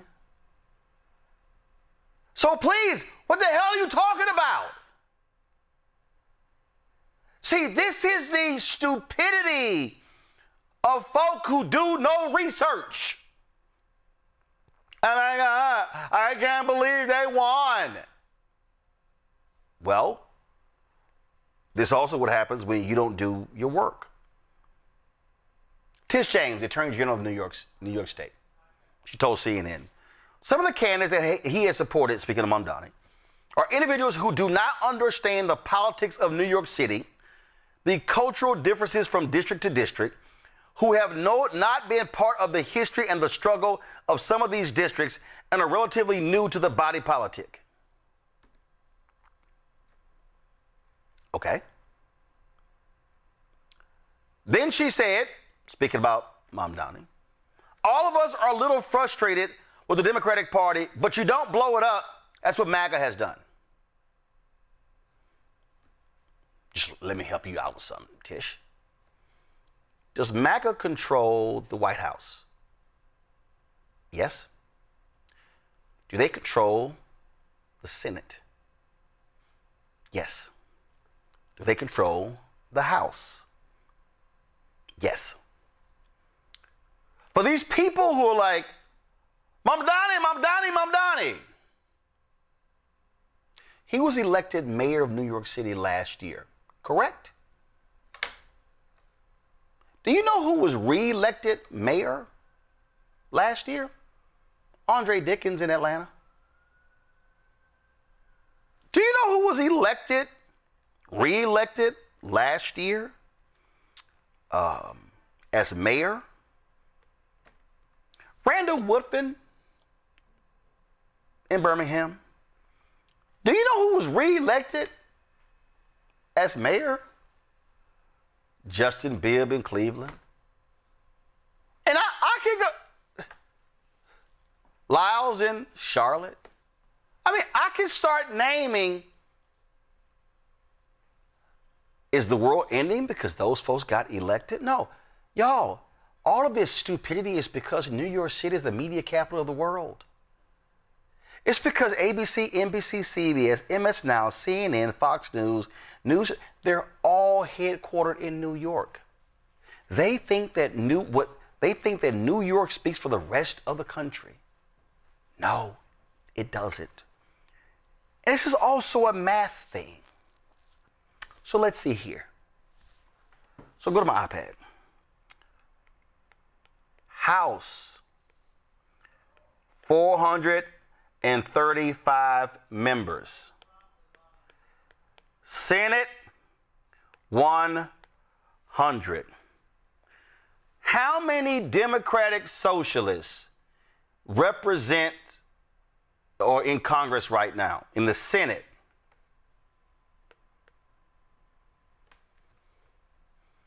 Bernie Sanders. Right now, how many self-described Democratic Socialists are there in the House? 1. AOC. Now, you did have folk like Congresswoman Ayanna Pressley, member of the squad, the group of young members that came in. AOC was one, Katie Porter was another. She said this.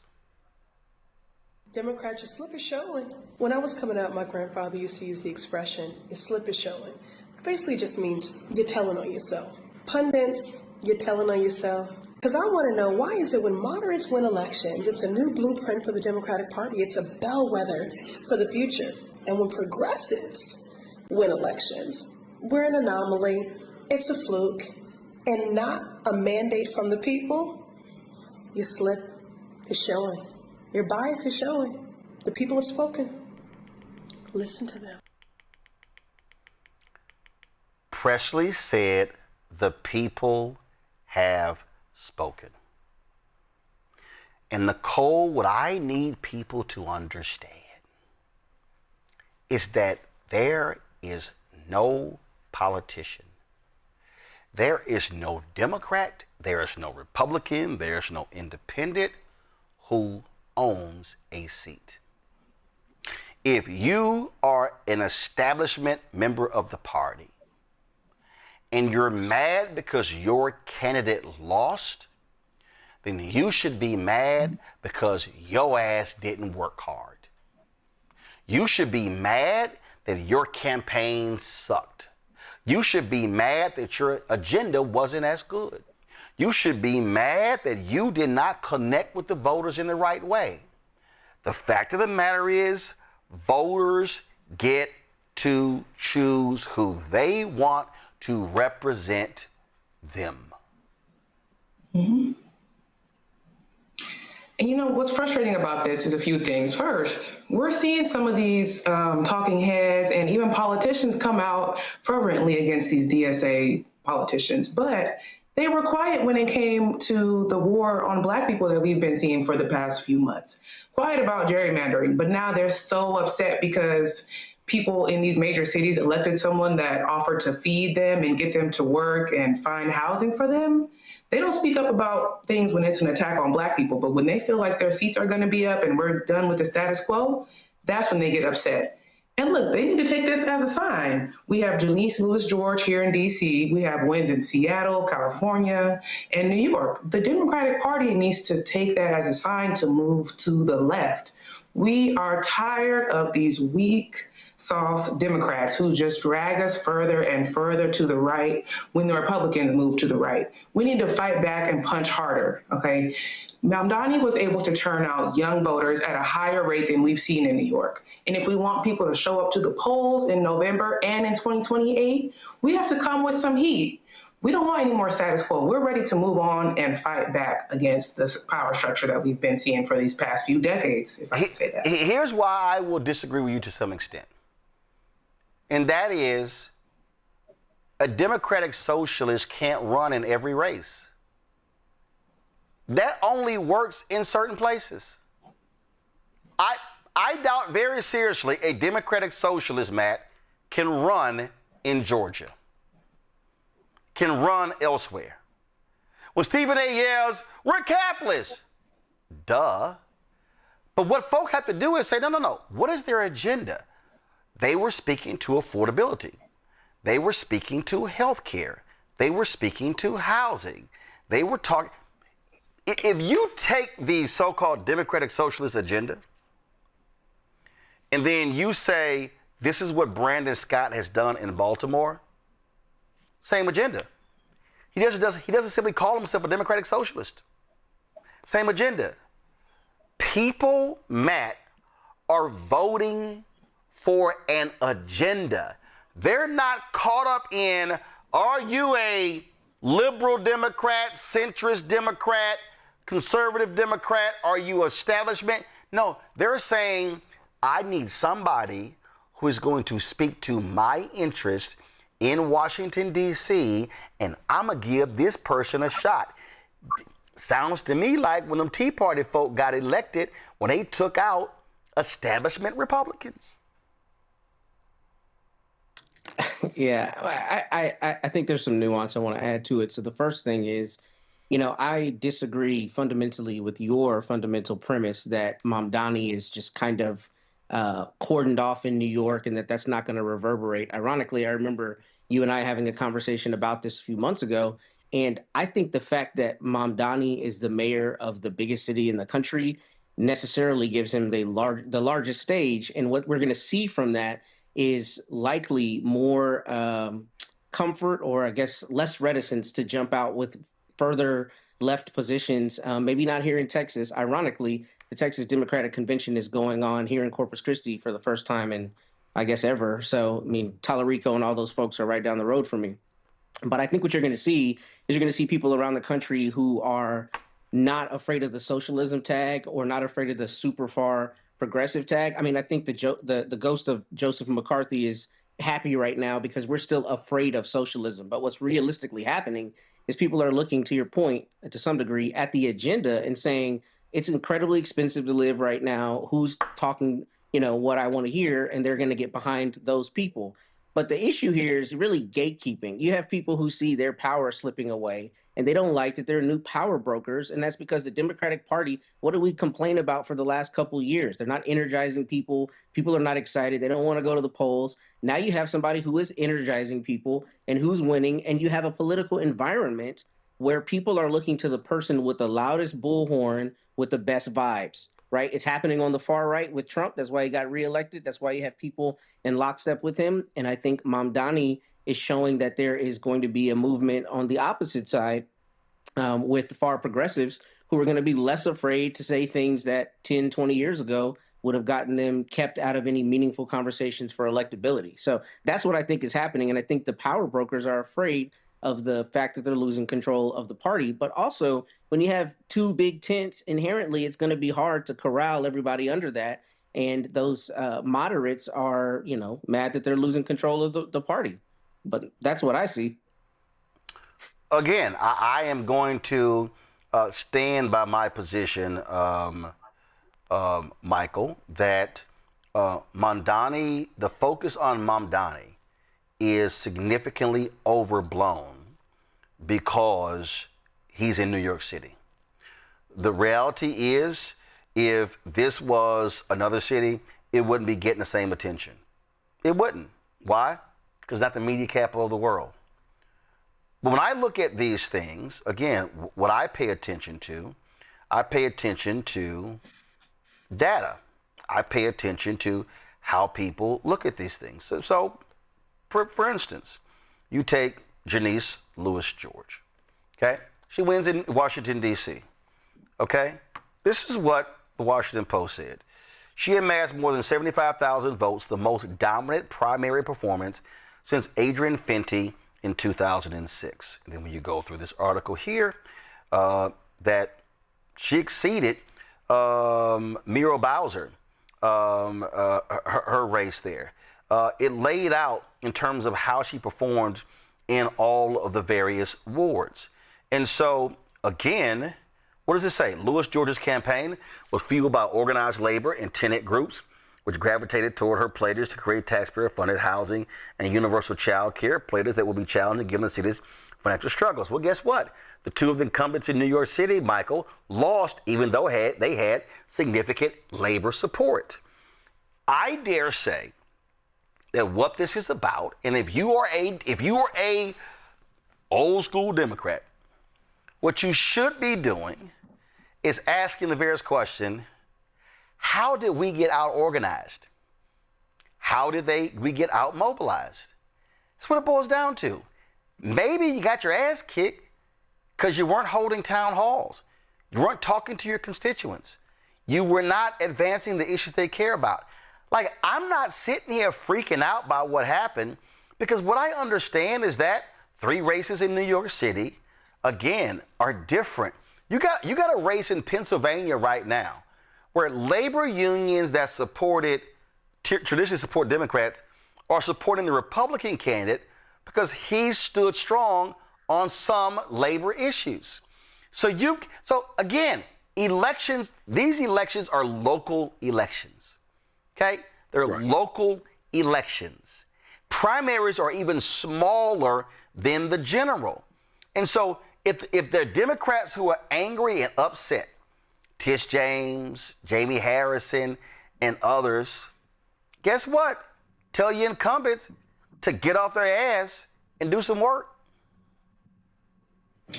Yeah, Roland. So there are a few things here. Number one, because I've been watching this from afar here in Detroit and looking at the analysis. So number one, I think that the majority of Americans across the country are more concerned about results as opposed to what you call yourself. Okay, number one. Yeah, Democratic Socialists, it could work in New York, in the New York area. I doubt if they would win in a district race somewhere in Alabama or Georgia or Mississippi. Okay. But the second thing is people want fighters. And those who have traditionally voted for Democratic candidates, we hear them. We've talked about this here on the show. They want people who are fighters, people who are going to fight for them, their families, their issues, right? And this is a challenge for a lot of established Democrats who may be perceived as more of a go along to get along, or can we, be bipartisan, things of this nature. And then I think it was Matt who made the point about the gatekeepers. Yeah, you're going to have some gatekeepers in the Democratic Party who are definitely threatened by this. I don't think there's going to be a wave of Democratic Socialist candidates who either run or even get elected, but it's going to be, there may be policies that are adopted that get woven into campaigns. And lastly, Roland, we had the conversation here when Mamdani was running for mayor, and we talked about how he used social media. We talked about how he went on the street and was talking to people about the cost, I think it was falafels or something like that, the cost of that. And we talked about how other candidates were trying to mimic what he's doing. What he's doing. So there's going to be an effect, I think, from how people take tactics from Mamdani's campaign, his successful campaign, and try to utilize that, try to leverage social media, try to leverage doing interviews with a man or woman on the street, things of this nature. But and lastly, looking at what happened in New York, most of those candidates that won, the Democratic Socialists, they're Latino. Most of them are not white. The majority of them are not white. And we look at Mamdani. He's not white. So when I hear old white people who are afraid of what they see coming, there's a fear of the browning of America in the Democratic Party also. Okay, so we can't act like it's just Republicans. No. Yeah, it's the most of it is the Republicans, but there's a fear of the browning of America from some white people in the Democratic Party also. Yeah, I mean, first of all, I said white fear. I didn't say white Republican fear. My book is called White Fear. No, I'm not saying you did. No. I'm making a point. Okay. My point is, the book is not called White Republican Fear. It's called White Fear. That's the point. And so that's people have to understand. And so people need to wake up and realize that voters decide who wins elections. And I remember when you had a prominent Democrat, a prominent Republican who was in the leadership, and he got upset and didn't see it coming. He raised all this money, and he raised a ton of dough. And the dude who beat him, it was crazy. That guy barely raised any money, had no name ID, but people were angry, and Eric Cantor lost to a Tea Party challenger. They organized. And so this is the whole thing for any incumbent. If you're afraid of losing, how about you get off your behind and advance an agenda that speaks to where people are today? And when Tish James says, well, people don't understand the history of these districts. Guess what, Tish James? That means nothing when districts are changing. They're literally changing. Some districts today do not look like they did 20 years ago. So if your campaign plan is 20 years old, you might want to update it. I'm just saying. We'll be right back on Roland Martin Unfiltered on the Black Star Network. All right, folks, let me tell you about Chapter. Now, if you're on Medicare or about to be, the system is not set up to work for you. Too much fine print, too many plans, and too many people making money off of your confusion. And look, we're used to this. We're no strangers to systems that don't have our best interests at heart. But we don't have to accept it when it comes to Medicare. That's why I'm telling you about Chapter. Their advisors are independent and honest. In fact, they're the only Medicare advisors that compare every plan nationwide. And they're focused on one thing: what works for you. If there's a better plan out there, they'll find it. If you're already in the right one, they'll tell you that too.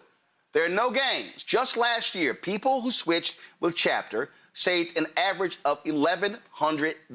It's 20 minutes and a real person. It's completely free.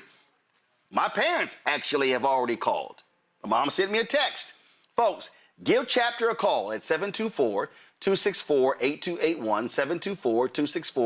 724-264-8281, and connect with someone you can trust. Folks, these are the kind of services that we need for our audience here at Roland Martin Unfiltered and the Black Star Network. So call Chapter right now, 724-264-8281. Melanie Campbell, National Coalition on Black Civic Participation and Black Women's Roundtable. And we are watching Roland Martin Unfiltered all day, every day, 24/7. Spread the word.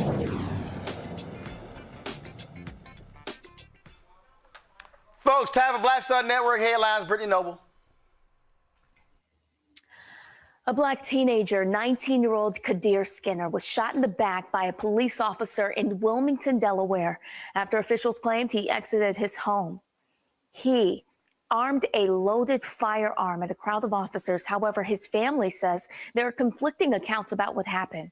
Skinner was killed late Wednesday night during a chase, and according to police officers on patrol, they were monitoring a large crowd when they observed a man armed with a handgun exit a residence and point the firearm towards the crowd. When officers approached Skinner, he fled on foot. During the chase, he was shot and taken to the hospital where he later died. His father, Darrell Dollard, stated that the witnesses he has spoken to provide accounts of the incident that differ from what the police shared. Dollard expressed his distress and emphasized the need for transparency regarding what happened to his son. The officer involved in the shooting had been placed on administrative leave during the investigation. An Arizona police officer is facing trial for 2 counts of aggravated assault. The indictment follows an internal investigation that found she used excessive and unnecessary force against individuals who were handcuffed or in custody. Carrie Carrico, who resigned from the Buckeye Police Department earlier this month, was indicted by a grand jury. She has pleaded not guilty to the charges. The first incident occurred on November 1st, 2025, when she arrested a pregnant black woman for reckless driving after a traffic stop. Video from the booking facility allegedly shows her pushing the woman against the wall and dragging her back to a bench. The footage also appears to show Carrico swinging her arm toward the woman's head, seemingly striking her. The second incident took place 3 months later in January of 2026 and was captured on surveillance video. It shows her punching a handcuffed man in the head. Her trial now is scheduled for November. A black man in Petersburg, Virginia, has been charged with assault after intervening in a beating incident. Taiwan Crenshaw stated that while he was driving down a neighborhood street earlier this month, he witnessed a young man being beaten with a board. He decided to intervene, which ultimately led him to being charged with simple assault. Crenshaw, who works with individuals with special needs, is a mandatory reporter, meaning he is legally required to report suspected abuse or neglect of vulnerable individuals. When he stopped to intervene on Baylor's Lane, the situation escalated. Petersburg police arrived at the scene and took a report and interviewed everyone present. Following this, Crenshaw was arrested and charged with simple assault after witnesses claim he threatened the attacker, Harold Parker, a claim that Crenshaw denies. 2 days later, Harold Parker, the man accused of beating the young man, was arrested and charged with abuse and neglect of an incapacitated adult. Crenshaw hopes the charges against him will be dropped and says he has no regrets about stepping in to help. Black TLC reality star Karen DeRico was arrested for threatening her ex-husband, Dion, and their 14 kids. 46-year-old Karen was arrested in Las Vegas and charged on June 23rd with harassment violating a restraining order, preventing a witness from testifying through threat of violence and aggravated stalking. According to court documents, Karen sent several threatening emails to 55-year-old Dion, whom she shares 14 kids with. She allegedly wrote in June on the 14th an email, "I want you dead. I could kill you, and it won't even bother me to go to jail. And I'll kill any of my kids if they take your side." In a May 2nd email, Karen allegedly warned Dion to watch out because she planned on getting a gun and or would have someone kill him before he could go to court. She has pleaded not guilty to the charges. She is set to return to court August 6th. Karen and Dion starred in the TLC series Doubling Down with the DeRicos. The couples filed for divorce back in 2024. Well, John Bolton, former national security advisor under President Trump, pleaded guilty today in federal court to one count of illegally retaining classified national defense information. He's agreed to pay a fine of $2.25 million. Bolton served in this role during Trump's first term and has been a vocal critic of the president since then. He appeared in court earlier today for a rearraignment in Greenbelt, Maryland. He admitted to the unauthorized retention of national defense information, having initially faced 18 charges. Bolton could face up to 5 years in prison. He's scheduled to be sentenced on October 28th. All right, Brittany, appreciate it. Thanks a lot. All right, folks. Speaker Mike Johnson, this was so hilarious, y'all. He was speaking to a group of Republicans, and he was like, man, if y'all don't vote, man, it's going to be rough around here. Am on the ballot because in a real sense he is. If we were to lose the midterms, heaven forbid, these Democrats, y'all, impeachment's not even the big concern. They will turn every committee of Congress into an investigative body, and they'll go after the president's family, the cabinet, his donors and friends. Half of you in this room will be targeted. I run the protection program. I'll take care of you, okay? We're gonna win. We're gonna win the midterm, okay? All right? I'll leave. Matt, you goddamn right. Go after every single one of these crooked bastards. Yeah, I mean, I agree with that, but I think we've got to be careful. You know, I've taken that position before, and I'll echo it again. I think, you know, we need to investigate what we know to be bona fide misconduct, but we don't need to turn our government into an investigative body that is out preying on people because now we've got the power. But I do think yes, we do. Speaks to a tacit admission. This is Mike Johnson saying, this is what we're doing. They're going to do what we're doing. So make sure you vote so that we are insulated from the consequences of our own actions. It also means him. It also means him saying, "Yo, They done some crooked shit. That's what they're going to be investigating. This man has been raping and pillaging. They have been giving contracts in the Pentagon to companies that Don Jr. and Eric are investigating. Jared Kushner has become a billionaire by getting money out of Saudi Arabia while he's negotiating Mideast so-called peace deals. These people, Donald Trump has pardoned numerous individuals found guilty of fraud, and not only just pardon them, saying you can keep the money you stole, and they're selling those pardons. We are seeing massive corruption up and down in this administration, so you damn right there needs to be congressional hearings investigating every single thing that these thugs have done. Elon Musk brought his punk ass in and killed investigations of his own company, of SpaceX, of Tesla, benefiting him. So, yeah, you damn right, we need those investigations. Yeah, but those things aren't mutually exclusive. I mean, what I said is consonant with that. Go after people where we have evidence that they've done misconduct. I mean, there's no question right now. Every rampant corruption and Trump's whole administration. We're seeing people in lockstep with that rampant corruption because they're buying, what he's selling, right? And the BS that this administration. I mean, we've got the UFC fighting on the White House lawn. We've got just insane things as it relates to corruption. But I still think we also, just philosophically, I don't like the idea of the government becoming, this witch hunt where it's just out trying to get every single person that's your political enemy, not only as an attorney, but as a citizen. I don't like that idea. I don't want to imbue the government with any more authority to go out and pick up people that it doesn't like. Don't get me wrong. If there's bona fide evidence, go after it, absolutely. But I don't want those investigative agencies to now be investigating every single person that's just connected without bona fide evidence, because that doesn't help any of us. That just exacerbates the problem we already have. Here's what I know. Misconduct, if there's demonstrated corruption, go after that. First of all, you can't know it's demonstrated corruption unless you investigate. And get all they crooked asses. They have done, hold up, they crooked shit ain't even been hidden. It's like out in the open. Donald Trump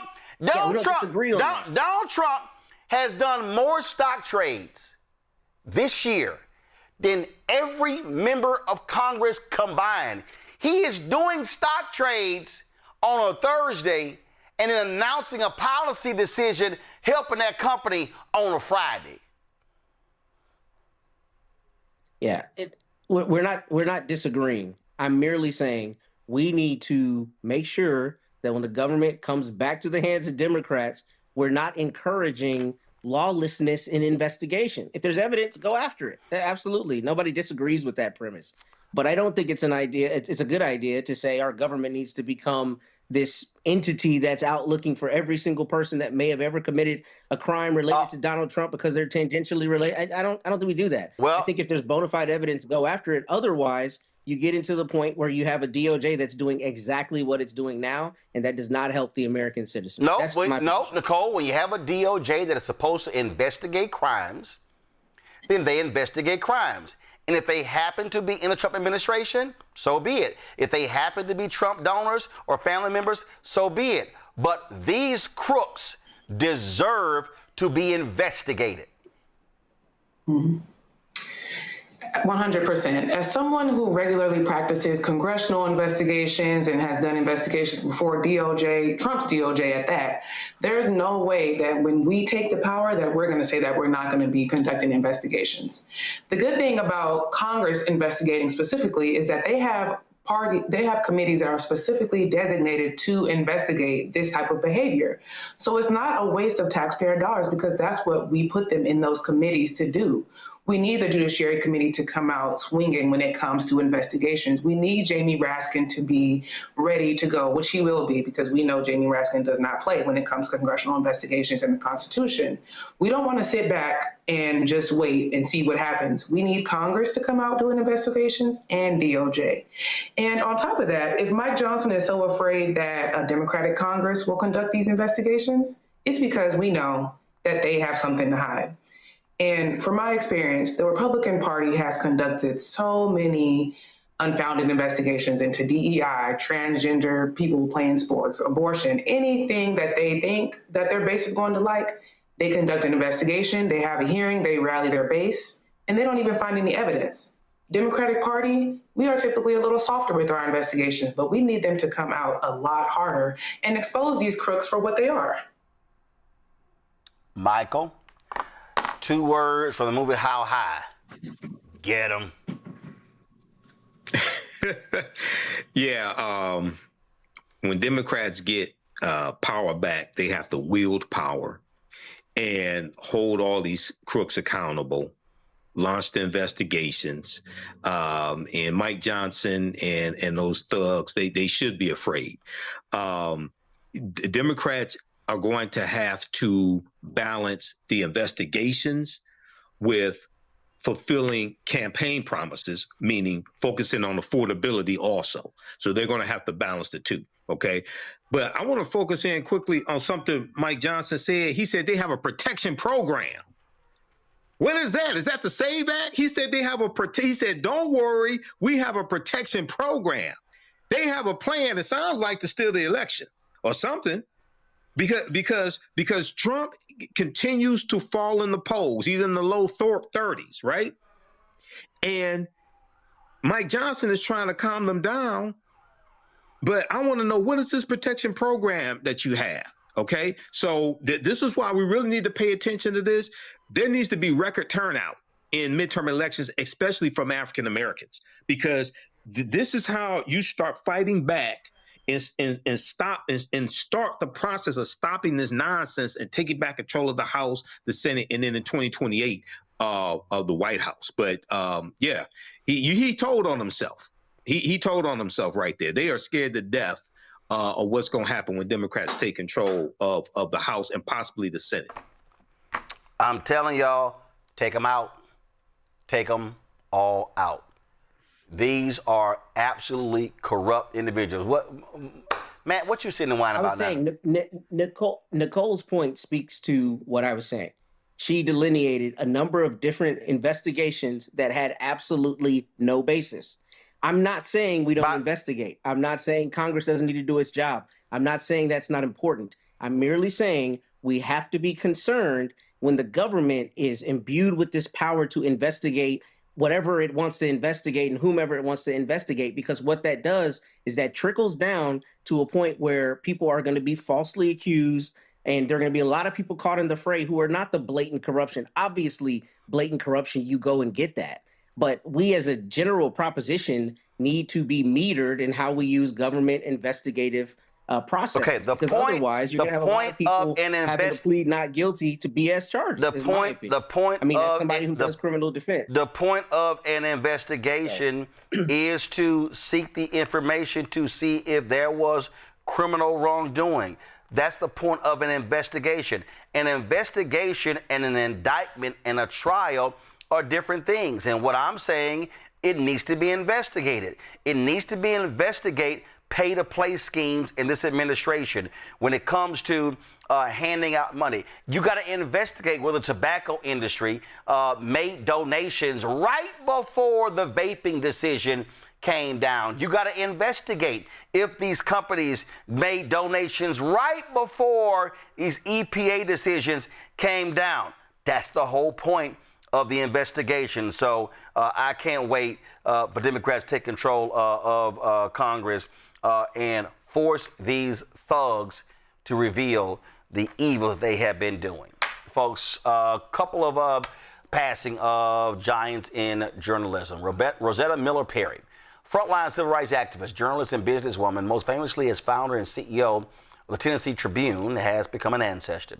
She served in the United States Navy and then became one of the first black students ever granted a degree from Memphis State University. After attending Howard Law School, she spent 25 years working for both the U.S. Commission on Civil Rights and later the Equal Employment Opportunity Commission, investigating discrimination cases across the South.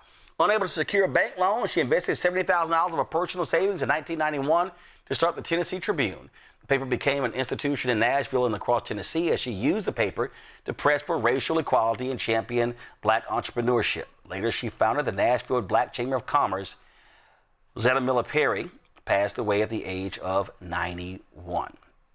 Folks, Tony Brown, a giant of American journalism, has died. His family announced on Facebook earlier today that he passed away last week. He was a prolific journalist, activist, and educator, also a proud member of Alpha Phi Alpha Fraternity Incorporated. This here, folks, is what they posted on Facebook. Tony Brown, host and executive producer of Tony Brown's Journal, the longest running series in the history of the PBS network, made his peaceful transition on June 17, 2026 at his home in Newport News, Virginia.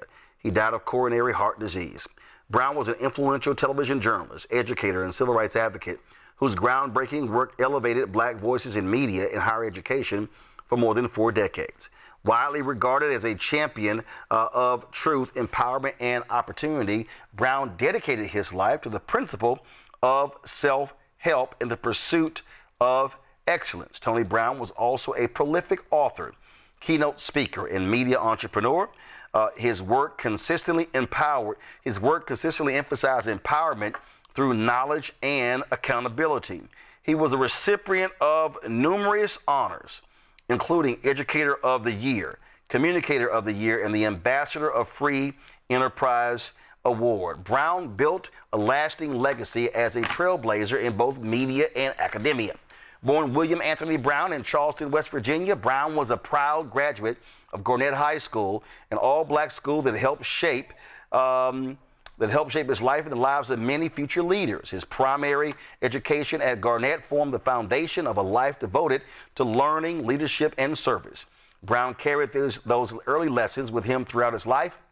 At Gwinnett, he joined the track team and excelled in academics, especially English and drama. He performed in school plays and before graduating in 1951, performed segments of Shakespeare's Julius Caesar on WGKV radio in Charleston. After completing his military service in the U.S. Army from 1953 to 1955, Brown enrolled at Wayne State University in Detroit, where he studied sociology and psychology and earned a bachelor's degree in 1959. Motivated by a deep concern for the effects of poverty on African American communities, he continued his education at Wayne State. He received a master's degree in 1961 in psychiatric social work. He briefly worked as a social worker, deepening his understanding of people, communities, and the challenges they face. Brown was a devoted member of Alpha Phi Alpha fraternity, joining a brotherhood known for scholarship, leadership, and civic engagement. In 1962, Brown turned to journalism, joining the Detroit Courier as a drama critic. He quickly rose to the position of editor, establishing himself as a prominent voice in the city's media landscape. In 1968, he left the newspaper to pursue a career in public affairs broadcasting at WTVS, Detroit's public TV station. Over the next 3 decades, Brown became a pioneering figure in television programming focused on black audiences and issues. At WTVS, he produced Colored People's Time, the station's first program specifically aimed at a black audience, as well as Free Play, another community-centered show. Activism was central to Brown's work. In addition to maintaining a strong presence in community-oriented programming, he launched initiatives aimed at advancing economic and educational opportunities for African Americans. Called Television's Civil Rights Crusader in a cover story by Black Enterprise magazine, Brown also played a significant role in the civil rights movement. This self-help proponent coordinated a Detroit march in 1963 that featured Martin Luther King Jr. and, according to Business Week magazine, drew an estimated 500,000 people, perhaps the largest civil rights march in America. It's also believed to be the first time Dr. King delivered his famous I Have a Dream speech. USA Today selected Brown as one of the top 5 leaders to analyze the status of Black America. Best known as a longtime host and executive producer of the award-winning television program Tony Brown's Journal, Brown became a central figure in American broadcasting history. In 1970, he was named executive producer and host of Black Journal, a New York-based public television program that had debuted 2 years earlier and aired nationally. The program combined commentary, documentaries, and public opinion segments.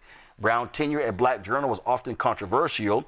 His forthright criticism of the U.S. government's impact on African American life, along with his uncompromising editorial style, drew criticism from both broadcasting circles and segments of the black community. In 1973, Corporation for Public Broadcasting announced it would withdraw funding for the program. The decision prompted protests from around the country, and Black Journal continued to air, albeit on a limited basis. In 1977, Brown secured a sponsorship agreement with the Pepsi Cola Company, relaunching the program as Tony Brown's Journal and moving it to commercial television. The show returned to public television, where Brown hosted the nationally syndicated series for 40 years. The Emmy-nominated program became the longest-running series in the history of PBS and was ranked among the top 10 television shows of all time, presenting positive black images by the New York Daily News. Tony Brown's Journal is an irreplaceable primary record of African-American opinion and experience. The TV series received the 1991 NAACP Image Award for Outstanding News, Talk, or Information Series Special. Even before Tony Brown retired the Emmy-nominated award-winning series in 2008, it had become the longest-running series in the history of PBS Network. In 1979, it was, according to the A.C. Nielsen Company, the #1 rated syndicated talk educational national TV series. Tony Brown's influence extended far beyond the television screen. He was a passionate educator. He served as a professor at Central Washington University, Federal City College, Howard University, and Hampton University. Brown helped shape the next generation of journalists. In 1971, he founded the School of Communications at Howard University in Washington, D.C., and served as its dean until 1974. In 1980, he founded Black College Day, an effort to encourage students to consider HBCUs and preserve those important institutions for generations to come. The U.S. Congress officially designated the last Monday in September to honor that observance. He also founded the Council for the Economic Development of Black Americans, whose Buy Freedom campaign urged support for black-owned businesses, even creating freedom dollars. To address the issue of drug addiction, he wrote and produced the film The White Girl. In 2004, he returned to academia as the first dean of the Scripps Howard School of Journalism and Communications at Hampton University in Virginia, a position he held until 2009. In 2012, Brown was inducted into the Scripps Howard School of Journalism and Communications Hall of Fame in recognition of his leadership in transforming the school into one of the nation's top journalism programs. In addition to his TV work, Brown hosted influential radio talk shows in New York on WLIB, Chicago, WLS, connecting with listeners in a more personal way. Talkers, a prestigious radio trade magazine, named him one of the 100 most important radio talk show hosts in America. He also wrote books including Black Lies, White Lies, The Truth According to Tony Brown, Empower the People, a 7-step plan to overthrow the conspiracy that is stealing your money and freedom, and What Mama Taught Me, the 7 core values of life, 2003. I interviewed Tony Brown when I was at Texas A&M when he came to College Station. And Michael, again, a lot of people, of course, he had been sick, had been out of the limelight for the last, 15 or so years, but profound impact in the 1970s, 80s, 90s, and early 2000s. Message today when I found out that he passed away. I follow Tony Brown on Facebook. I grew up watching. I'm 55. I grew up watching Tony Brown's Journal every weekend because my parents watched Tony Brown's Journal. So I watched him for years, from when I was a little kid up until I was in college. And I bought his book back in the early 90s, Black Lies, White Lies. He had people like Dr. Claude Anderson on his show, Dr. Chancellor Williams, Dr. Malefikete Asante, Jim Brown. He talked about Dr. King, Malcolm X, stereotypes in the movies, all different types of subjects impacting African Americans. And, he is a big influence on me. He's one of the inspirations for me starting the African History Network show in 2010. Seeing him right there, this is a big loss. This brother, I think, is very underrated, and he was a big proponent for economic empowerment for African Americans as well. So, this is why we need journalists. This is why we need brothers and sisters to have TV shows to bring this type of information, this type of empowerment to people. But, this is a big loss. He's going to be missed. And we both graduated from Wayne State as well. Me just a few years after him. And it was his talk show was, he was, putting screws to folks. And I remember he wrote, Nicole, he wrote a column criticizing the gathering. Come on, go to my iPad. Come on. Thank you. Go to the iPad. He was highly critical of the Congressional Black Caucus for the gatherings for the Congressional Black Caucus Foundation, saying, listen, why spend all that money? I think it was like chicken wings and meatballs, and he said you should be putting that money together to buying hotels. And one of the beautiful things we know about Mr. Brown is that he dedicated his life to service, and not just service, but service for Black people specifically. At a time where, even though that's difficult to do today with the pressures that we face from the federal government, it was even harder back then. So, I mean, all we can do is thank him for his service and be proud that we get to follow in the footsteps of somebody that is so great and dedicated so much of their time to helping people that look like us even be able to speak on a platform like this. So, like y'all already said, we lost a giant, but I know heaven gained somebody great. So, let's see, Matt. Do you remember Tony Brown, Matt? Just checking. I don't vividly, but I will tell you. I mean, truthfully, but I'll tell you that it's an extraordinary thing to watch your forebears, the people who've laid that road for you. I mean, I took classes in the school to see that he founded. And I know a lot of people who are on, media around the country, my fellow students from Howard, who benefited from the legacy that he left. So I don't want to be dishonest. I don't remember his show. I'm not as long in the tooth as Michael. But nonetheless, I do appreciate his legacy. This was Tony Brown interviewing William Roden regarding his book, $40 Million Slave. In fact, this is the anniversary of that. Watch this. Get a little bit of this. I'm Tony Brown. Can a slave make $40 million, or can $40 million a year make a slave? Or is the term, quote, $40 million slave, end quote, an oxymoron? Then what about putting it another way? Author William C. Roden also explains this phenomenon as, quote, the rise, fall, and redemption of the Black athlete. My guest, of course, on this program is William C. Roden. He is a New York Times sports columnist and author of $40 Million Slaves, The Rise, Fall, and Redemption of the Black Athlete. Welcome, sir. Yeah, thank you very much. It was an honor. Thank you. It's my honor. And not only do you have this book out, but I understand within a very short period of time, months even, you have another book that's coming out. What's the name of it? It's a book called Third and a Mile. It's an oral history of Black quarterbacks, which I'm pretty excited about, too. In fact, there are a couple of guys. That was actually 20 years ago, $40 Million Slaves. This is the 20th anniversary of that book. And so certainly condolences go to Tony Brown and his family. And, of course, Michael, he was an alpha man. Just saying. I know he's an alpha, but we both graduated from Wayne State University. So we forgive him for that. It's okay. You need okay. You need to have some tie-in. But Roland, very quickly, with the Congressional Black Caucus, he talked about you need to put that money into a fund that you spend on the parties and spend on the weekend. And he said leverage it 10 times and buy hotels so you can have conferences at Black-owned hotels. That's how that brother was thinking. I mean, absolutely. He was phenomenal. This, of course, real quick, this was a quick interview he did with Angela Davis. Here's a little bit of that. A bygone era on this program. I watched the winds of change whip through the late 50s and 60s, heralding in the civil rights movement. I coordinated a march in Detroit in 1963, led by Martin Luther King, which drew over 500,000 people, believed to be the largest civil rights march in America. It also may be the first time Martin Luther King delivered his famous I Have a Dream speech. Things were peaceful then. But the ideals of the civil rights era gave way to the angry rhetoric of young blacks who believed that violence was the only way to get justice. In many cases, you have police forces unleashed on them because they are peacefully demonstrated.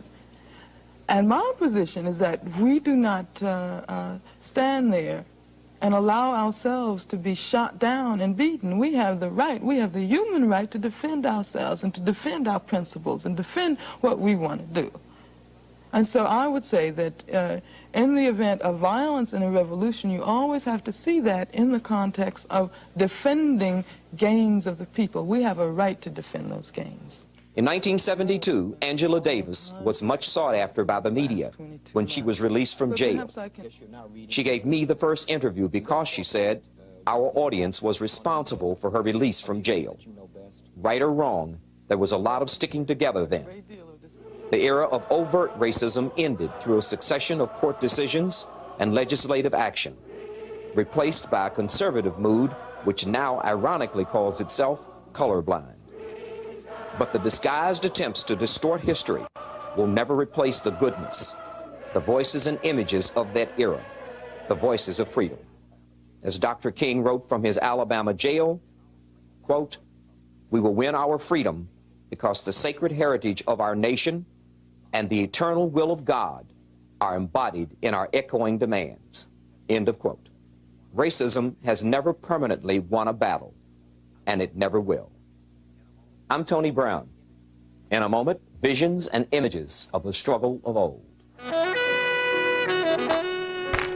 Tony Brown, 93 years old. Let me thank Michael. Let me thank Nicole. And let me thank that Longhorn fan, Matt Manning, for being on today's show. Certainly appreciate it.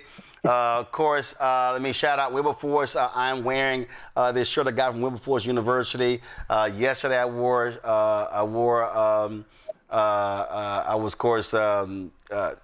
another shirt, the Marauders, yesterday, and which is across the street from Wilberforce. And Wilberforce was like, "Yo, when you go wearing our shirt?" I told you, I'm like, calm down. I was wearing. What you shaking your head for, Matt? Why you shaking your head?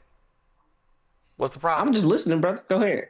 I'm just listening. I ain't saying thought anything. you had issues over there. You was over there just like, what you just swing low? I mean, what you sing the Negro spiritual hymn or I ain't seen you wear a something? Howard shirt in quite a long time. Is all I'm saying. Well, there are I haven't 100. seen you wearing a Howard There shirt in quite a long are time. there are 103 HBCUs, and so I have to get through, and I've been to 58 of them. So I only wear gear of HBCUs I've been to, and so Howard's not the only one that I've been to. Well, anything else? Okay, I just don't see you wear it very frequently. So No, go I ahead and get that I don't HBCU wear back it very frequently because there are 57 others I'm trying to wear. on. Okay, I just don't see you wear it very much. So wear it next week. How about that? Why don't you wear something next week? No. Absolutely not. Okay. Okay. Good. Don't about tell me what the hell to wear. All right, y'all. Y'all. Support the work that we do. Join our Bring the Funk fan club, folks. If you want to contribute via Cash App, use a Stripe QR code.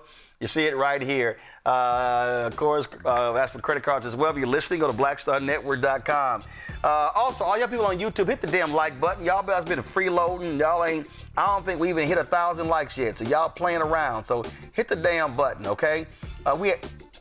That's ridiculous. How have we done had all the people and just have 668 likes? Man, we better hit 1,000 likes before I get done. Y'all need to get going right now. Hit the doggone button. Don't let me start calling y'all out by y'all names. All right. Checks and money order, make it payable to Roland Martin Unfiltered. P.O. Box 57196, Washington, D.C. 2003 7-0196. PayPal's R. Martin Unfiltered. Venmo RM Unfiltered. Zelle, Roland at RolandSMartin.com. Roland at RolandMartinUnfiltered.com. Download the Black Star Network app. Apple phone, Android phone, Apple TV, Android TV, Roku, Amazon Fire TV, Samsung Smart TV. Be sure to get our Roland Martin Unfiltered swag. Go to, that's right, shopblackstarnetwork.com, shopblackstarnetwork.com. You got t-shirt. No, Doc, you're going too fast. Thank you. Slow down. Stop getting itchy with the fingers. All right, shopblackstarnetwork.com. We've got t-shirts, hats, hoodies. We got zip-ups. We got mugs. We got wall art. We got all kind of stuff available right there on shopblackstarnetwork.com. And so that's critically important. So we want you to get our gear. And so here's the other deal. If I see y'all out, do me a favor. Get a picture. If y'all, not even see them out, if you get our gear, take a picture, email it to us. You can send it to info@rolandsmartin.com. You can also post on social media, tag me in it. And if I see y'all, I will show y'all in the gear. And so we appreciate folks who get our Roland Martin Unfiltered gear. So we appreciate it so very much. Also, folks, all these products you see right here, all of these products, Black-owned companies, you can actually get on shopblackstarnetwork.com. And so, man, we got, again, mugs and watches and jewelry. We got backpacks. We got all sort of different stuff. We got dolls, pet food, pet treats. We got cake mix. We got sauces. Man, you name it. We got all sorts of stuff. We got black-owned toilet paper and Kleenex. And so what you need to do is go to shopblackstarnetwork.com. Tell your family and friends. And again, when you support these companies, wrong graphic. I don't know why you keep showing the wrong graphic, dog. That's the. See how you. Thank you. Marketplace. Shopblackstarnetwork.com. That's the stuff. Go to the marketplace. Support these black-owned companies. Again, go to shopblackstarnetwork.com. I'm gonna see y'all on Monday. Have a great weekend. Holla!